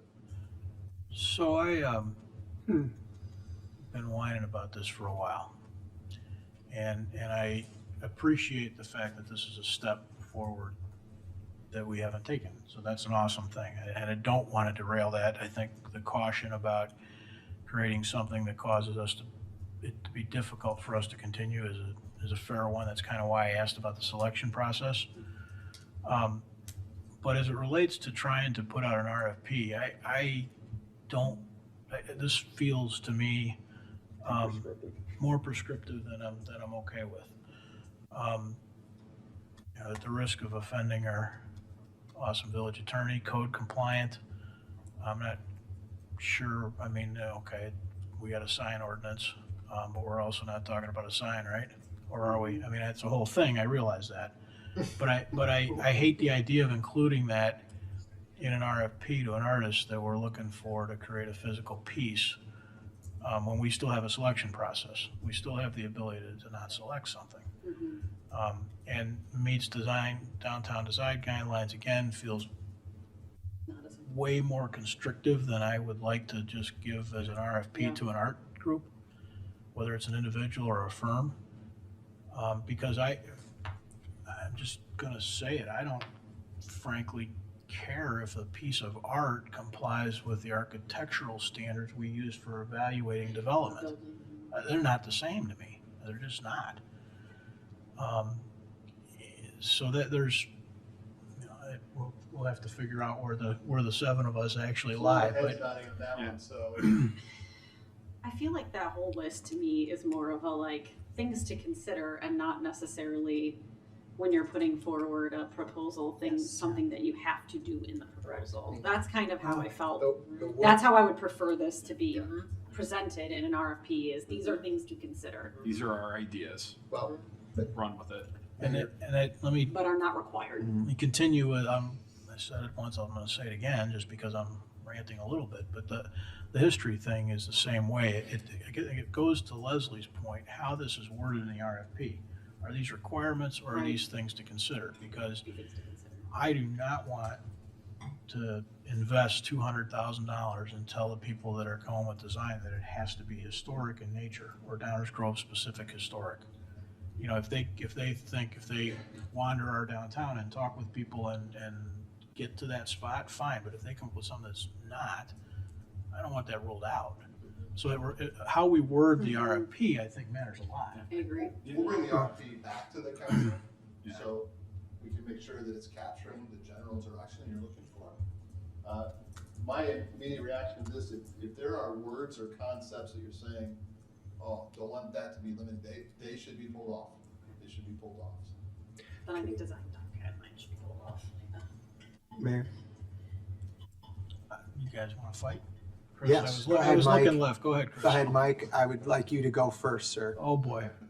Thank you, sir. Getting And deep. then I can counter whatever you say with something Excellent. smart. Okay, all right. So I would just say, look, so I am going to relate it to architecture because this is what I do, right? It's very hard to design something if somebody doesn't give me some kind of parameters. What you like, are there certain styles? Give me a little bit of a rubric, right? That's actually helpful. I can go all kinds of places with this from a creative point of view, right? But it helps to have some guidance about where we start. So I don't think we're being too restrictive because there's a number of ways to interpret the things that we're after here. But it helps to give, I think, the artist some idea and some understanding of kind of what we're hoping to achieve. Doesn't mean that we can't pick something that doesn't necessarily is not so literally historical or and there's a chance to do some pretty creative and interesting things here, like you mentioned there in Elmhurst. But giving these folks some parameters here is helpful in the creative process. So I don't think we're tying anybody's hands. I think we're just kind of helping push them in a direction and then seeing where they go with it. Is kind of how I look at this. So maybe in how we word the RFP, we're making clear that, look, this isn't, we're not looking for, it doesn't have to be a literal interpretation of all these things. These are some things we'd like you to think about in the creative process. Well, if design guidelines, code compliance, and the word history weren't there, there's still a lot of guidance up there. I know. Correct. Oh, so, yeah, so I will, I mean, yeah, you're right, Mayor. I mean, like, code, it's gonna be up to us to make sure that whatever we install Right. there is code compliant. Yeah. You know, Okay, uniquely and it's not just the DB sign ordinance, Yes, it's and the staff accessibility. Make sure that it's not a violation. Yeah, right. Yeah, Yeah. Yeah. Right, yeah, there's setbacks, there's safety considerations, there's line of sight at the corner, there's all kinds of things to be thought about in terms of the code compliance. So I think it's fine to take these things So out. I went ahead and took those out. I see where the council's going here. We get it. We wouldn't want that to be limiting, but there will be a review to make sure that Right. we are creating those things when the time the actual art comes around. What do you want to say more? I was just gonna ask you to take those two off, because I feel like the word complies is more than just guidance, right? Yeah. Yeah. To me, it feels like the last few, little maintenance, looks great. Those are sort of operational things rather than guidance, so fine. And then everything above that is I'm fine with. The history part, again, I feel like I'm getting pegged as anti-history, but I Yeah. do feel like it's art. It's Yeah. not a museum. It's not, so. Well, and the And pla- I the would plaza think that was- everybody nodded their heads on the local artist, right? That's great. Yeah. Yeah, that's great. Great, okay. The plaza had a different purpose too. Yes. Remember, it was specifically designed to celebrate and highlight a piece of our history that we believed would guide us in the future. I mean, it was a very specific thing there. So it was just a very different thing. At And the they end- nailed it. End result was supposed to be different. Yeah, The they process nailed to it. get there was different. Should we be saying anything about scale? That's, I mean, really, whoever's gonna looks at this and say, oh my gosh, that's a lot of stuff, right? But I think when we're putting the RFP out, really what the guidance that we need to give them is the number, where it's going, and what size will fit, right? Like, all right, you can't go over to this because this is where it's going. Well, I think that's the thing And- over in this art space, yeah. I know you tried to say Scale is that. an interesting Yeah. one from the staff perspective, where both of you folks are going here, because, I mean, to take it to extreme, when somebody puts something that's 45 feet tall. on a Right. pedestal, Yeah. it's probably out of scale with the downtown. Yep. And then, I mean, I think what we're trying to create here is the, meeting spots, right? In Downers Grove, and places that people are going to identify Downers Grove as going forward and use. And the whole interactive idea is also something that I think would be nice if they, even if it's just one of them, have where it's, all right, this spot's the spot where all the kids take their picture with the statue and whatever. So. Statue. Did I say a dirty word? He's hoping for one of him. Chris? That's what he's really angling for. All right, so does anybody feel a burning desire to either add something or cross something or further debate something? Do you feel, Dave, like you've gotten what you were hoping to get tonight? Yes. Do you need more? I think we're good for now, but one of the best things about working in Downers Grove is the talented staff members that make up this team. So what I want to do is take these things back to the people who have an eye for design and a great skill set, have them react to it. The other change I think we're going to pursue is this village council gets a look at the RFP before it goes out. That'll make it, I think, a lot easier. Then we can capture that, so. And one last wrench. Sorry. You would. Jump in. Should this be something that really just the seven of us decide on? Well, I mean, it's But like I there'll don't- be community engagement, right? Yeah. Public I hope so. input. So I was kind of Well, envisioning that's that a good none of us question. would decide it. What's that? I was kind of envisioning that we wouldn't, that we would go through this process, look at the RFP, and then hand it off, Yeah. like we've done with this building and like we did with the plaza. I wasn't part of that, so. So we went through we went through this kind of a thing, and but then we also stepped back from it because of, that your version of the statute might not even match my version of the statute, right? We've tried to create parameters, maybe is a way of putting it. and then let the staff team work with it. That's what we've done in the past, and I guess I'm really reluctant to think that we would come back and have the 7 of us selecting 3 art pieces. So where I was going was that there, maybe we don't want to go down this road, but there's an opportunity here to involve people in the community if we want it, and to make a whole, make them part of the process as well. So I'm not sure what that looks like, but just throwing it out there as a concept could be something that actually creates some more interest. So we have a lot of artists in our high schools. I don't know if you've ever been to any of the art shows at North or South High School, but pretty amazing stuff that they're doing. So I think that there'd probably be a lot of interest in the community. Well, at the risk of being the guy that sits in the middle and says he doesn't want public input, which you're never supposed to do when you get elected, right? But there is a certain reality towards trying to, I think, as Martin described, take a step forward that the community stayed behind. And I think taking the step is pretty important. And I guess I'm worried that if this turns into sort of a, I don't know, just a kind of a pure volunteer effort, we all know that the world of art is broad, right? And so if we'd ask for a group of people to start weighing in on art, I think that's worse than 7 of us weighing in, and I don't even want us to do it. My inclination would be to not do that. So staff looked into this in a preliminary fashion when this idea made its way to the priority action item. And what we found is certainly those programs exist all across the country, but there's some complexity to them and there's some uncertainty to them, all of which we can handle if directed by the council. The thing is, it just takes a little bit of time that we thought was outside of the scope of these initial 3 schedule of these 3 pieces. Yeah. We can go there if the council directs us, of course, and I'm sure we'll deliver on it as a team. But we might end up, if we start there, with these pedestals and the 3 flexible amenity areas that sit empty for quite a while while we put together that program. That may be ultimately where we go. We'll see where the council takes us in the next phase.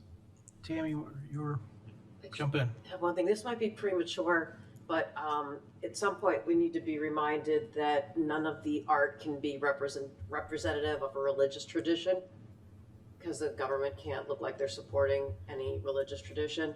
And so that might add some complexity too if we open this up too much to community input. It can be a religious organization. Right. Because then you end up like Oklahoma, and then we'll have to have the Satan chair. I need to look into this clearly. But yes. Mike, I appreciate any input. My inclination is to not go down that road. Chris? Can you remind us how the process worked for the Blackburn Plaza in terms of the pieces and how we got to that point? I'm going to start, and Mike is going to back clean up. For Okay, me. great. So it started with guiding principles of the Civic Center itself. And then one of the things we knew was going to be a component was a plaza. And then that, I think, actually came out of a council-initiated thematic approach. We knew it wanted to represent civil rights, and the council directed that had a historic element. We had guiding design principles, and we had a thematic element, and then we turned it over to the project team leaders and consultants. I think that accurately captured it. The only other thing, the architects brought on board a firm with expertise in the design of the spaces and the artwork. So they really were the ones who did historical research on Blackburn, and then developed the pieces around the thematic approach to space. But we weren't pointing and picking, right, as a council? I don't recall it that way. I just want to make sure that I remember that correctly. Okay. Okay, thank you. Thank you for that. That was really Hitchcock and our project management team, right? Primarily the Selbert Perkins. Well, but didn't Hitchcock go, they were responsible for basically the landscape and plaza work. Hitchcock Yeah, designed the plaza. right, Yeah, that's right. I feel like that process worked well. Yeah. Job well done. Okay, I think I'm seeing kind of some resolution here for tonight. You need We'll go back to to, the staff team and we'll aim towards putting together an RFP, get it to the council shortly. okay, Thanks. Thank you. thank you, Dave. That ends the manager.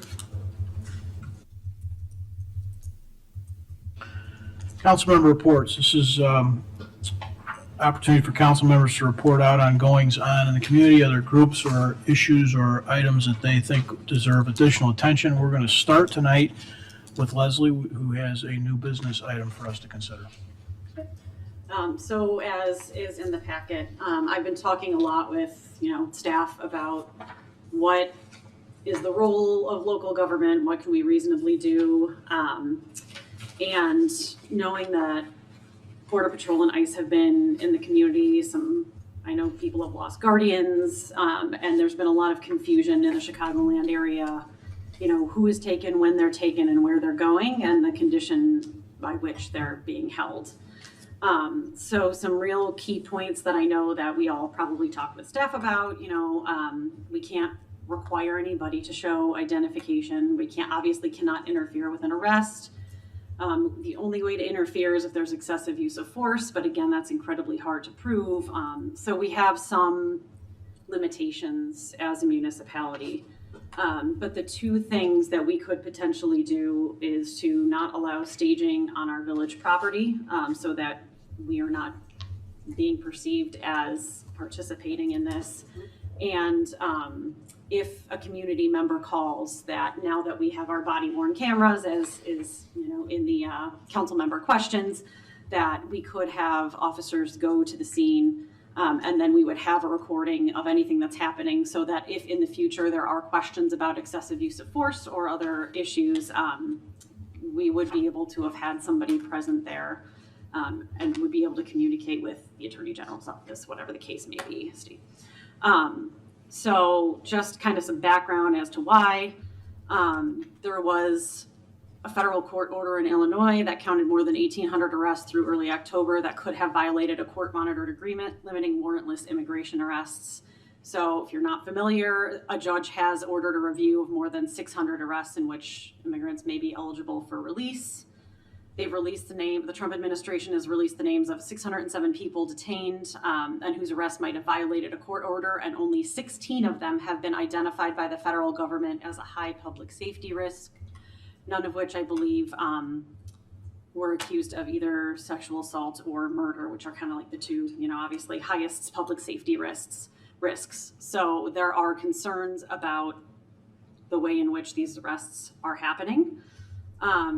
And a little bit of history in terms of some of the current litigation. In New York, U.S. District Court granted a temporary restraining order on August 12th to improve conditions at some of their facilities. Something similar happened here on October 31st. An emergency class action lawsuit was filed on behalf of individuals who are being denied the right to access counsel and are subject to inhumane and unlawful conditions while at the Broadview ICE facility, which is likely where the majority of the folks who are coming from our community are being taken. And days after that suit was filed, U.S. District Judge Sarah Ellis granted a temporary restraining order that barred them from using riot control weapons against anyone who did not pose an immediate threat, and required them to issue multiple warnings before any such weapon was used. There have been incidences in which Border Patrol and ICE have gone into the courts saying that one thing happened, and then as they kind of did more questioning, that actually was not accurate. So we've seen a continued use of force. In one incident on October 24th, body-worn camera footage recorded one agent mocking a crowd in Lakeview as tear gas was deployed, saying twice, "Have fun," and laughing. And that was where Border Patrol Chief Bavino, the commander of the ongoing Midway Blitz, was ordered to sit for questioning by Ellis and later by the plaintiff's attorneys during a days-long deposition. It was determined that no, there was not actually a rock thrown at his head. It landed next to him. So there was also a temporary restraining order on November 5th issued by U.S. District Judge Robert Gettleman to provide clean bedding, mats, toiletries, and at least 3 full meals to detainees. So there are certain conditions that our U.S. district and federal judges are kind of there are some expectations being set for ICE and border control in this area. And there have been a lot of questions and some footage that perhaps that's not being followed consistently.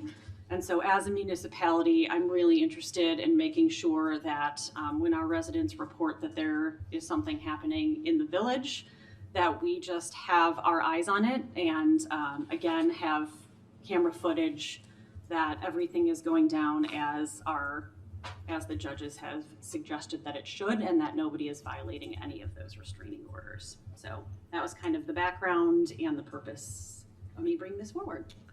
Did you have any kind of motion you wanted to make? Do you want me to make the motion first?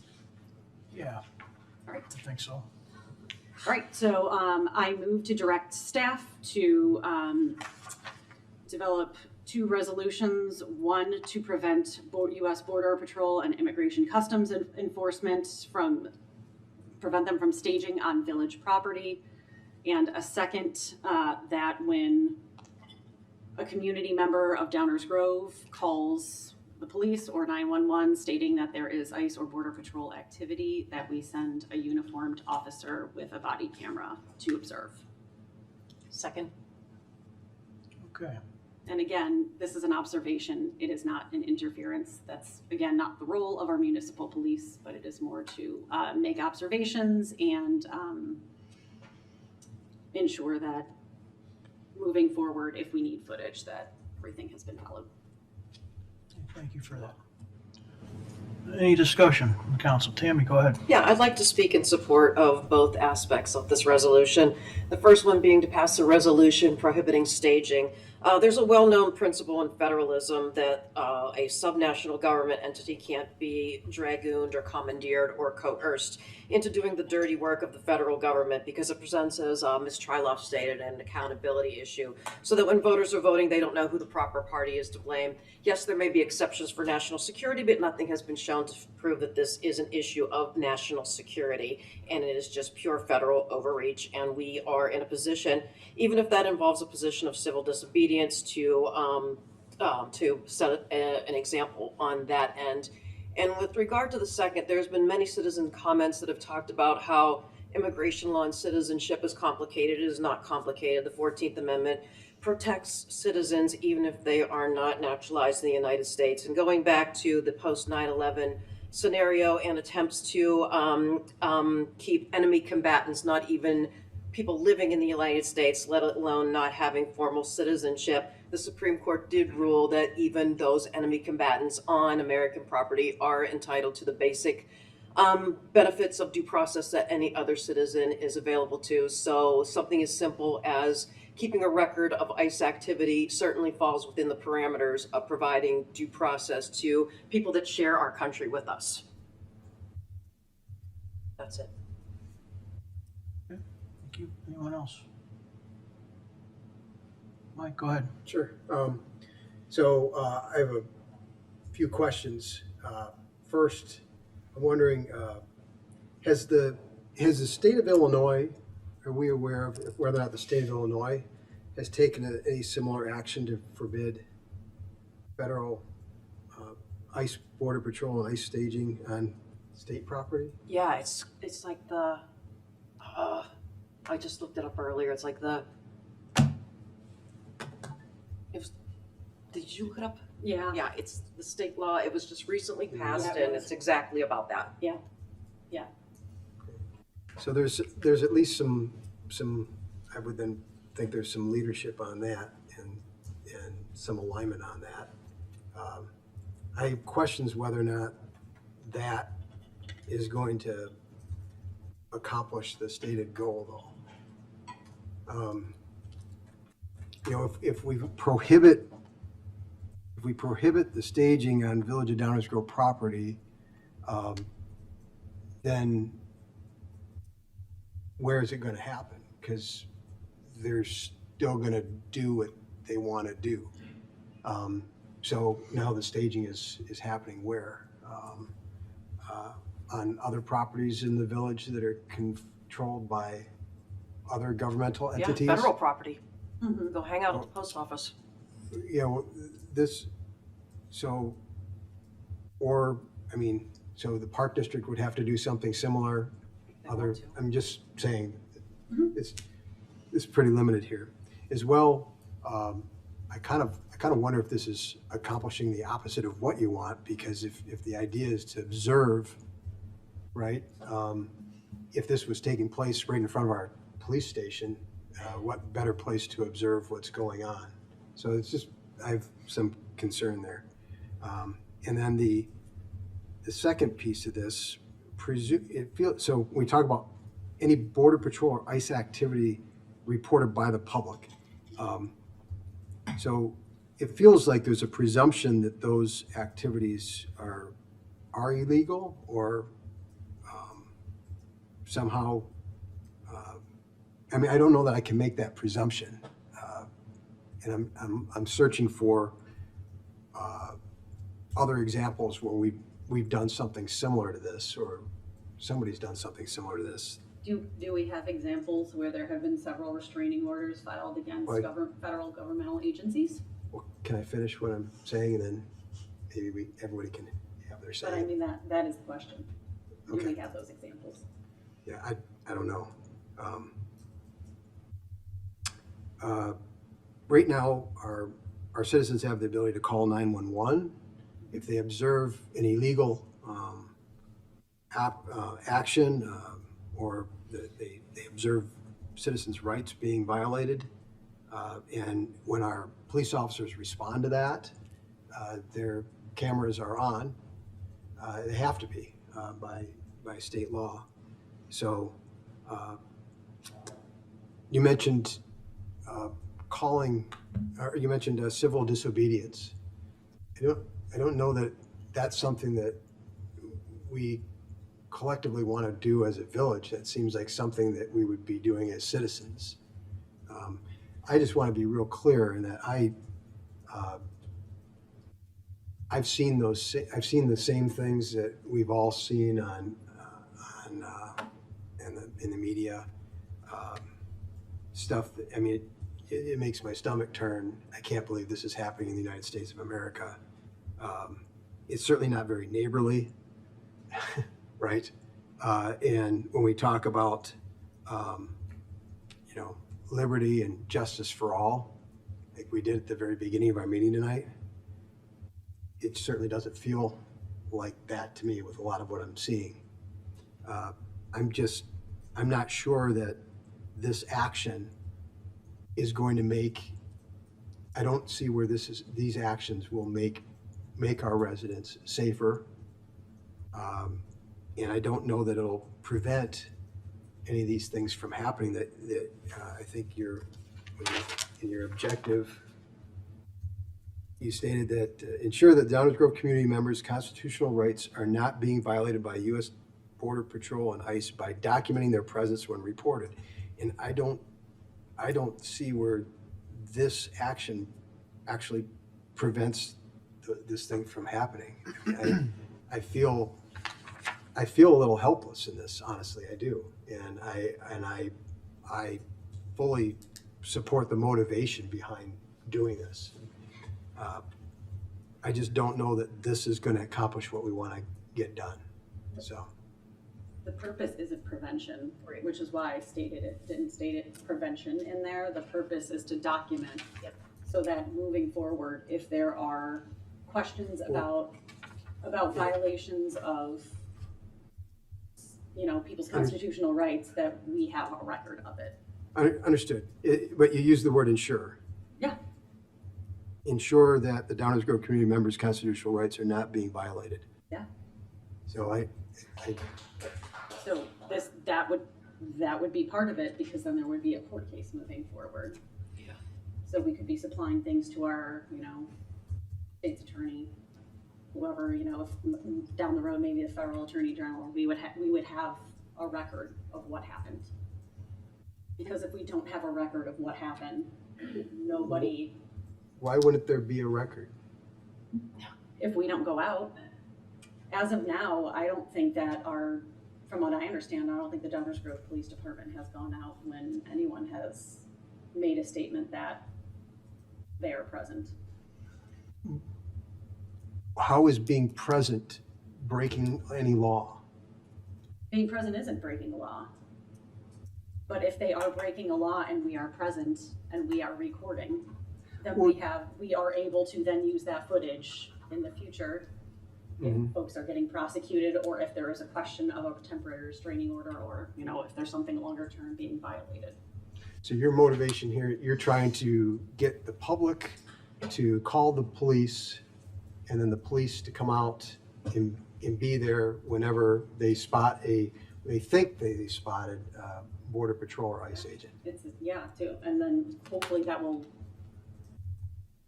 engage people to the point where things potentially won't escalate, because there will be, you know, folks present who they actually believe are there for their own safety. Because right now, everything that's happening is creating a distrust and a generation full of people who, regardless of what law enforcement agency it is, they're going to have a disdain and a distrust of them. We need to be clear that our law enforcement is here for the people, and that they are taking seriously when people have concerns, and that we are here to also document what is happening in this current time, so that, again, moving forward, if there is a belief that those restraining orders are being violated, that we have a record of it. And then that at least shows our community that we're taking it seriously and that we are here to protect them. But our residents already have the ability to call the police if they're feeling threatened in some way. Anybody, doesn't have to be a resident, anybody in the village of Downers Grove can call the police if they're feeling threatened. Sure, but it might not start with feeling threatened. It might escalate there afterwards, and then we're too late.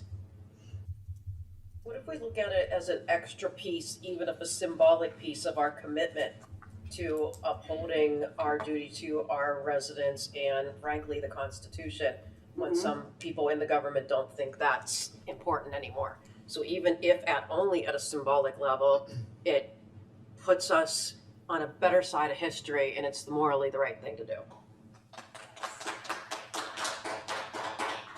Because, I mean, as we were saying before, I'm not sure that we've had a time where we have had several temporary restraining orders and lawsuits against our federal government. This is a pretty extreme case. Anyone else? Chris, go ahead. After you. Thank you, Mayor. I too support moving this item forward. I think there is an underlying issue here that I think deserves a clear discussion by us as a council. We have seen far too many court findings and documented incidents for this to be a question of whether or not this is happening.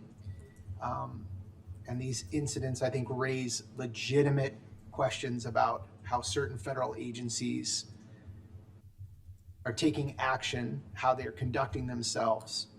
And I share the concern that these are unconstitutional practices that seemingly happen during these immigration apprehensions. So, you know, not to get too over my skis, but we did take an oath as commissioners to defend the Constitution. And to me, this feels like an opportunity to put that oath in action. Really by looking at how the federal activity that goes on intersects with the rights of our residents and the role that our police officers play in that. I will say advancing this item tonight does not commit us to a specific outcome. The idea here is to move it forward to have that further discussion.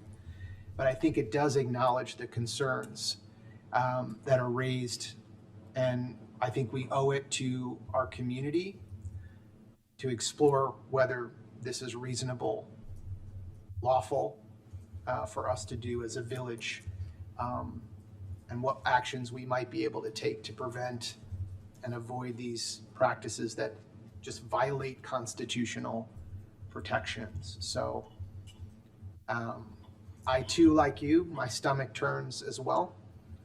I think most of the videos we see are from citizens, and I think there is value to that being a record from a police officer. I'm well aware that if the police are called, that they will come. But I think there is something to be identified about. As Leslie said, things may turn ugly quick. And so I think in an effort to demonstrate that we're there, I think it's worth having that discussion and seeing if there's something we can do. I will say one concern I do have is the impression that gives to the person calling, because the police may not be able to do anything.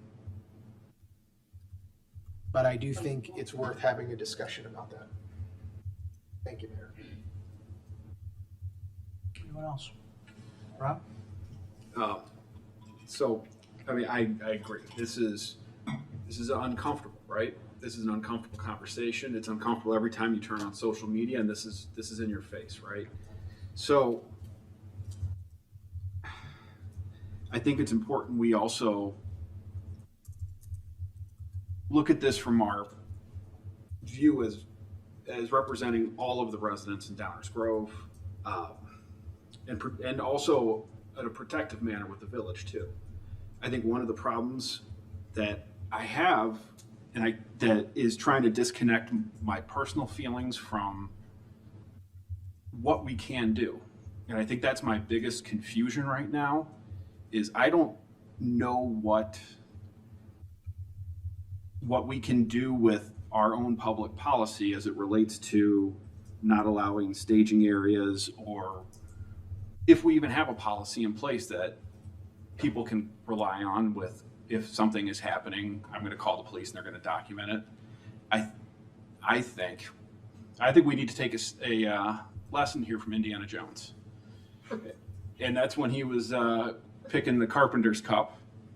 And we do need to take our time and make sure the decision we're making is well-founded on what we can do, and we're setting parameters that we can enforce and set good public policy. So, my opinion, I'm not ready to move forward on putting a resolution quite yet, but I do think this is something that's important, partially because if it makes me this uncomfortable, obviously it's something we should be discussing, right? And I think what we should be doing, though, is looking to the staff to give us a little guidance on what our policy is for this scenario, and give us some guidelines here to work with, because maybe we have something here. Maybe it's just a matter of putting that information out and giving our staff an opportunity to kind of respond to what the parameters are that we can do as a village. So I think at this moment I'd be comfortable moving forward, but moving forward on the staff level first, and letting staff, maybe the chief, somebody respond to how they would handle this and what we already have in place. I mean, that's my hope for this, right? Yeah. After having several conversations and about 20 questions for the police chief, I think we've got a good start. Martin, do you have something you want to add? Yeah, thank you. I won't speak to the substance, because I think others have already spoken to it quite well. And obviously it's pretty insane. And I appreciate, Commissioner, the attempt to curtail this. I have not had the benefit of the time you've clearly spent talking to people, and I kind of want to pick up on what Commissioner Rowe said. I would almost like to get information before even being asked to do this, moving this forward, because what we're being asked to do is to direct staff to prepare something. I don't know if I'm ready to direct staff to prepare something. I'd like to get some more information, and it sounds like others might too. And I really super understand and sincerely appreciate the intent and the sentiment here. Completely get that. And I'm ordinarily very deferential to new business items when they clearly they're clearly within the scope of what the municipal government will do. My concern here is, and it's a complex area, you can go deep down a rabbit hole in looking into this. And I know there's a lot of conversations, a lot of litigation, a lot of disputes going on all across the country about this. So it's very, very complex.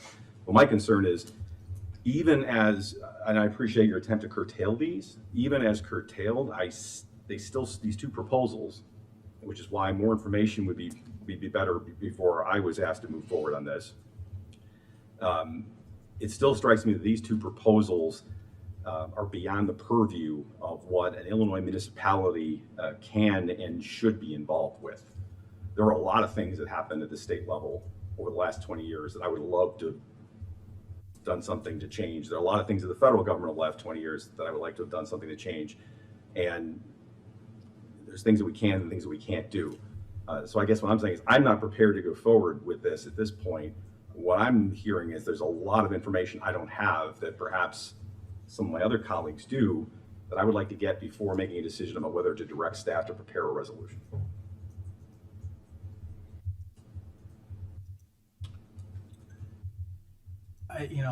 I don't think there's anybody in this room probably tonight that feels good about what we see on TV. I just don't believe that for a minute. People of Downers Grove, by and large, know better. The issue I have with this, I'm not supportive of this. The issue I have with this is that I think what's here doesn't help and runs the risk of telling people that we've done something that somehow makes it safer. It's not safe. That's reality. And our ability to do some things, like you said, you felt a little helpless, I think is pretty real. That's a pretty good feeling for probably everybody sitting here and probably most of the folks sitting out there too. But there's a presumption that's embedded in some of this that while the statistics may show it's accurate, there have been times in the recent history of this community where we have asked for DHS to be on our property helping us, to be participating in policing our community. And the assumption that because some people work for someone, that being on our property, staging up to do something, that they are going to break the law is not something I'm willing to assume. There's a lot of evidence that seems to suggest that a lot of times they are. But there's, I think your numbers talked about, it's roughly half of the people that were arrested are actually being reviewed. That's a presumption that I don't think we should be making about any other government entity. That if the U.S. Marshal Service shows up here, that we're assuming they're breaking the law. If the IRS shows up here, which they were for a while, that they're somehow automatically breaking the law. I'm not prepared to do that. And on the other thing, there's a very real service level issue, I think, that we'd have to be talking pretty seriously about. When we respond to 911 calls, and we will continue to do that without fail. But I don't think that's what this is. If I understood you correctly, this is when we sort of hear about or people think that stuff's going on so that we're there before it turns into a 911 thing. And if... It's either if they call 911 or our police station. Well, 911, we're going. 911 is an issue. We respond to 911 calls. But we're not prepared to dedicate resources to, hey, I think they might be at the Halloween parades last week. We don't have the resources for that. We're not ready with our team's direction and training and the resources and team members to be saying whenever we hear of something, we want them showing up in case something happens. If we want to do that, it's a whole discussion way beyond this. It's a discussion of resourcement, I think.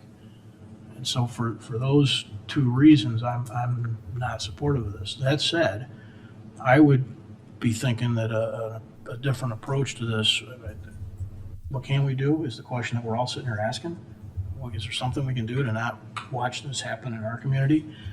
And it seems to me like the way to do that is to, express some of the things we've expressed here from the dais and some of the things that probably we're all thinking about right now. And then asking our village attorney and our police chief to spend a little time, put some kind of a white paper together or something. I don't know what that looks like, but there is more than here, right? So, I'm getting probably saying things I shouldn't say to just make assumptions, but our village attorney is connected to all the other municipal attorney geeks in the world, right? And our police chief is part of the Illinois Police Chiefs Association, and our village manager is talking to DMMC on a day in and day out basis. And so it seems like asking those folks to consider our concerns and prepare something for us to work from and to talk to each other about makes more sense than trying to direct a couple of resolutions. I can't support these as they are, but I am not saying let's just not support these and be done tonight. That's not the message. So that's my thoughts on it. With Go all ahead, due Leslie. respect, that's exactly what I did. I spent some time, digging into information, sent the village and police chief about 20 questions, had a conversation about realistically what is it that we can do, what is it that, we think we could operationally do. And so that's exactly where this new business item came from, was having those conversations. Now I understand that was me having those conversations, but it did happen, and those were the things that I discussed with our village attorney. So that's exactly how this came about. And just to be clear, I am not suggesting that we try to be anticipatory in situations. What I am suggesting is that perhaps if somebody doesn't realize that they should be calling 911 and they simply just call our police department, report that they're seeing something and they have concerns, that we would go out. And honestly, I, as a resident and Downton Village Commissioner, expressed that I had concerns because I visibly saw things that were happening and we didn't go out. So I think it's a difference between when you call 911 versus when you just report something to the police. We might not necessarily always go out in that case. And so that's what I'm suggesting here is, again, not anticipatory. I mean, No, I understand that. It's I'm entirely physically different. seeing something here. It's an entirely different service level requirement though, right? Correct. Because your police are doing what they normally do and responding to 911 calls as they normally do. And now we're adding, Yeah. if anybody sees something else, we want them to do something else. Yeah. Because I do think that the safety of our residents is a risk here. Chris? Yeah, thank you, Mayor. Just a couple things. I think we've seen a lot of these incidents on TV. I think the number of them is relatively low. So I think, especially in Downers Grove, I don't see this as a bandwidth issue for the police. I don't think it's a high volume commitment there. I'm not sure that something like this puts DHS support at risk. This is a branch of the DHS that is clearly overstepping its bounds. You mentioned the Marshal Service. The Marshal Service isn't disappearing people in masks. The Marshal Service isn't gassing U.S. citizens. So to me, I don't think it's one and the same. And to Leslie's point, we're not talking about anticipatory services. We're talking about a response thing. The body cameras are what are important to me. Me too. Those are evidence. They're FOIA-able. And yes, we probably have, whether we have this resolution or not, 911 calls, we're gonna roll that car. So I think there is some understanding of what's happening now, what the policy is now, and what this new business item allows us to do. Yes, we could do more pre-work, and Leslie did that, and I understand we all didn't get the benefit of seeing all of that pre-work, so that's one thing. But I would assume through the process of this new business item, we would. And the idea that it may go to 1 or 2 or 3 first readings as we have discussions about it feels like that gives us ample time to look at it. So, I just, to me, I feel it's a relatively small amount, but any amount is scary in terms of calls. And we should be doing what we can. In terms of the parking lot stuff, I think that we do that already. We don't allow certain filming, we restrict parking hours. That is a facilities management decision we can make. That is not a thumb in the eye of the Department of Homeland Security. So I think it's absolutely worth having the discussion, and again, I will support this. I'm going to follow up on Chris when he said something about timing. News sources today say that it's predicted that ICE will be vacating Chicago soon. There's been enough resistance, people aren't happy, and maybe the message is getting through. So if we wait too long thinking about this, any symbolism in the message that we're trying to convey as a community will be lost. So yes, there's definitely merit in discussion, but it can't go on and on till it's moot. Well, and there's a chance that, you know, there's our expectations that it will ramp up again in spring. Yeah. Part of it may have to do with our weather, you know. Right. Nobody wants to be in Chicago in winter. So it would prepare us in case. So maybe there's a process issue here because it's what what we're being asked to ask staff to direct, what we're asking staff to direct to do. If it was to create a white paper, and I don't have the information, and I appreciate that you've done the information, but I would think that if the roles were reversed, you'd want to see the information before I asked you to vote on something. And I think maybe what it is it's asking staff to spend the time to compile the information, sort of what we've done on other topics. I don't have that, and rather than what we're being asked right now is new business item is for these two resolutions to be prepared. That's what I'm uncomfortable with because I think it is more complex and than I think we realize. And I'm looking at the same news stories that you probably all read and the same court cases that you've probably all read. It is a very complex situation, and I would like to know and be comfortable with where our proper role is.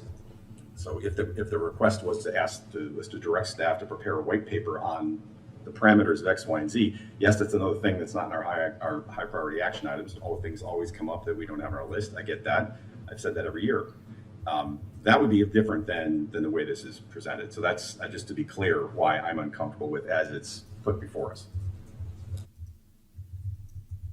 Because I would like to know if there are other things that we could do and how some of these other things have played out and what the role of symbolism is.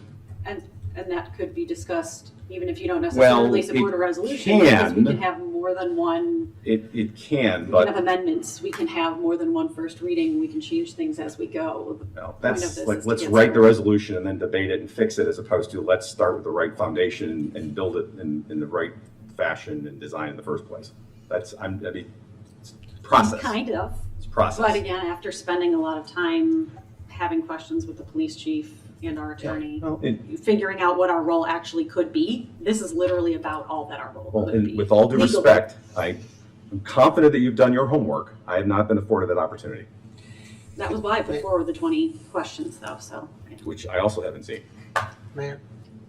I was under the understanding that everybody would get the same answers that I had. Chris? Yeah. Didn't we do a cat declawing ban with the same process as we're talking about today? Didn't Leslie provide us with a bunch of information on that? And then a resolution was put forth? I don't think there was a white paper created, or, isn't it the same thing? Yeah. No. That's clearly Downers Grove centric. Yeah. My concern is this No, is no, about, it's not, this because is about, this is about the role of an Illinois municipality versus the federal government. Yeah. And it's already been established, there are things we cannot do. Absolutely. Okay. It was not established that we couldn't do a cat clawing ordinance, yeah, I guess my point is. which affected Downers Grove business directly and was within our home rule authority. I think That's this is inopposite. Would we not say this is potentially affecting Downers Grove residents? Everything affects Downers Grove residents. What Yeah. I'm saying is, it's the role of an Illinois municipality vis-a-vis the federal government. That's the issue. I think the role of the municipality is partly to protect the constitutional rights of its residents And ensure their safety. and do what we can, whether it's Well, we this can't. big or this big. No, That's- you're that's saying the we key. can't because you don't agree with the resolution, or you're not wanting to see that, or you need more information, maybe is a better way to put it. Well, I'm saying there are some things. Other municipalities in Illinois have enacted the very same things. What we can is the question. Maybe It's there's a not, subject to pending litigation. yeah, what we can is, I think, the subject, do what we can. Do what we can. I think the definition of can is what I and I think others are uncertain about and uncomfortable with. It is not, there are, let's take, for instance, police interactions, just for some context. There are federal laws that control what they can't do and state laws that control what they can do. Right? Those are known. Those happen to be something we're all relatively familiar with. But I don't believe for a minute we're all, except maybe Leslie, we're all as familiar as we would need to be with what we can and can't do, what existing laws are out there that affect this. Just because Evanston did it doesn't mean it's enforceable or complies with the role of the Illinois municipality as it relates to state authority. We exist as a function of state authority.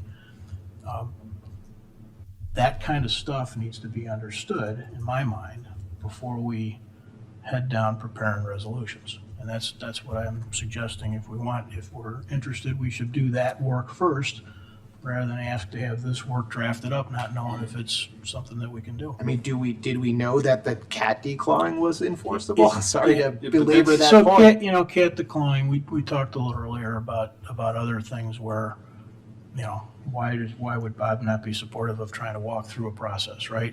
Because if, Leslie, you pointed out accurately, this is a unique thing. Mike was asking about stuff and you're saying, well, there's not been another time. This is, if we can't separate this from cat declawing ordinances or mayor pro tem discussions, then we've got bigger problems than understanding the law. This is a very different thing than something that is wholly internal to the operations of the village of Downers Grove. This has to do with at least 2, maybe 3 levels of government. It has to do with at least a half a dozen existing judicial actions that are in play. It is way more than that.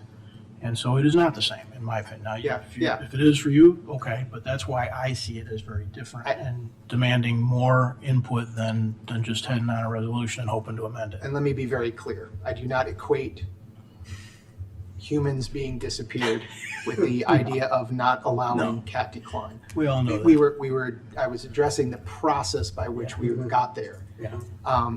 And I think based on the limitations of the proposed resolutions or the context of the resolution being very, very narrow, they do in fact just focus on what we do as a community, as a municipality.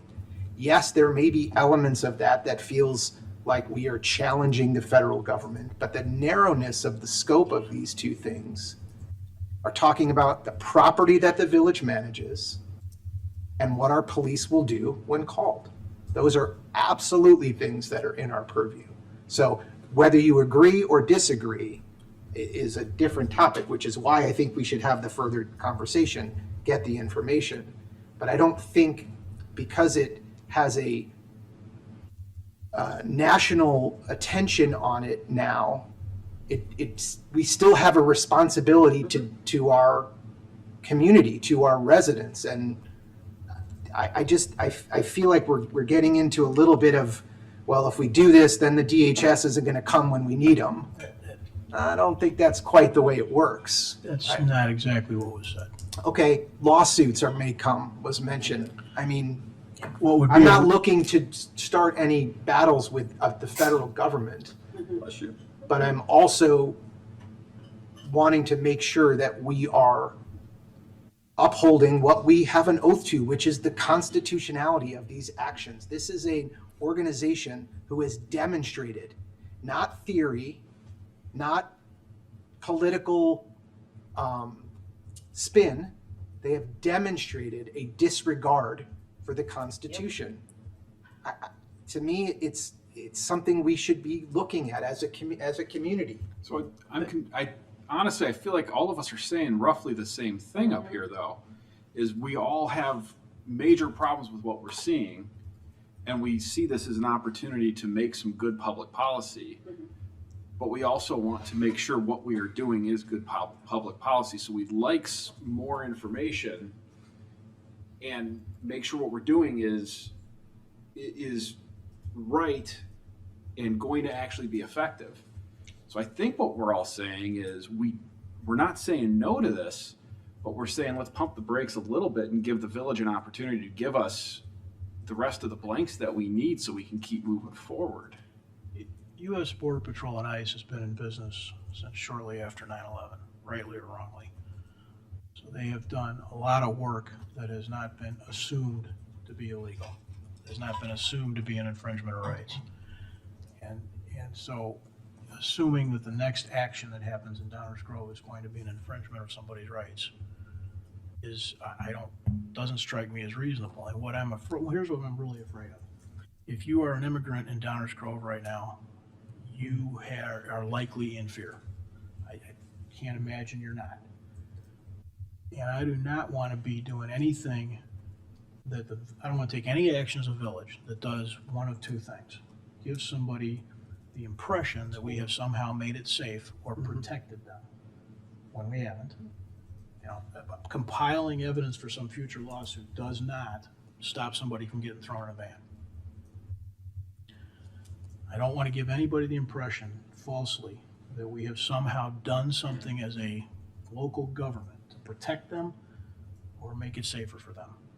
And at the same time, I don't want to invite somebody to further decide they really need to focus on Downers Grove from an ICE activity standpoint.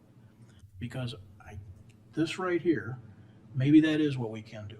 Well, maybe I'll get to be an understanding of that. I'm not there yet. But maybe this is what we can do. What this doesn't do is protect anyone in Downers Grove from any activities other than maybe providing evidence should some lawsuit happen at some point down the line. And that, we can talk about service levels when we get to that, if we get that far, but it does not do anything. I don't know if it's lawsuits as much as it just is someone's detained, trying to get them. Right. I mean, because released. But that's, you whatever. understand the distinction. A lawsuit I is, understand. hey, I was wrong 2 years ago and now I want compensation. I understand. This is more kind immediate. of current temporary restraining orders, right? And then also. But there it doesn't stop anybody from getting thrown in a van. No, but at least we know they were thrown in a van because there are cases in which people didn't even know that. Maybe we It likens, if we got there in it time. likens the chance, Right, exactly. Or it increases the chance that increases the chance. we have a record. Any other discussions?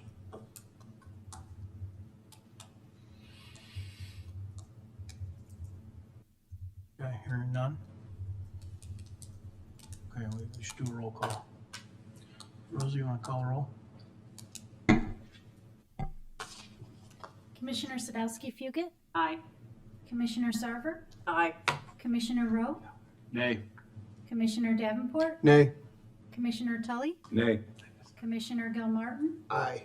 Mayor Barnett. Nay. That motion fails 4-3. I think there's more discussion needed. Yes, Mayor. Yeah, So, I don't want this to be. Leslie, I'm going to take a little executive center chair liberty here and ask you to circulate those 20 questions. And if they, Sure. I don't think I've seen them. Just be sure to do that. I don't have written answers, so Okay. it's just But our they're calls. probably good questions that we should all be thinking about. So circulate those, please. And then staff, I think this warrants some additional one-on-ones. Scheduled to discuss, because I mean, there are a lot of concerns and a lot of questions up here. And that there's no reason we shouldn't, I think, have those kinds of conversations. Seems like the Kane County Board is having this exact discussion right now. Maybe we can jump this a little bit and figure out where they're at and what they found out. There's several other municipalities doing this. Well, right, but there's people referring things to the Illinois State's Attorney for constitutionality, enforceability, litigation risk. I mean, that might help. Yeah, I mean, perhaps there is a resolution to be made. And I definitely want to have more discussion and learn about the 20 questions and whatever else the staff can. I mean, I asked a question earlier tonight about what the state has done with their properties, right? I didn't know that coming in. I mean, I'm just, more information would be helpful, and perhaps there's another resolution to be made. Mayor, So- can I ask a question? Yeah, absolutely. Thanks. Now that the new business item failed to pass, what can we do next? What would be required for us to start that path down this research white paper? Yeah, so I was thinking about that a little earlier today, Chris, because We all get 4 hours. I think I would encourage a couple of people to get together and decide to put their 4 hours together and get some staff time working on it. We do have that ability, we have that authority, So, and I think that's what should happen okay, next. so after that happens, does the fact that we voted down the new business item preclude a similar item from coming up? No. Does not. Someone else could. Could bring it we- up, too. Okay. are we out of line at this point? Because Never I don't happened. think this is out of line, but could we go and even ask the second question of our chief and see if we can get some guidance in the meantime on what our policies are relating to the second item? Well, I think that's the point. You have the ability as a commissioner to ask that Yeah. question. Let's somebody take advantage of their 4 hours and grab a sidekick if you want to make it 8. Okay, And start that process. okay.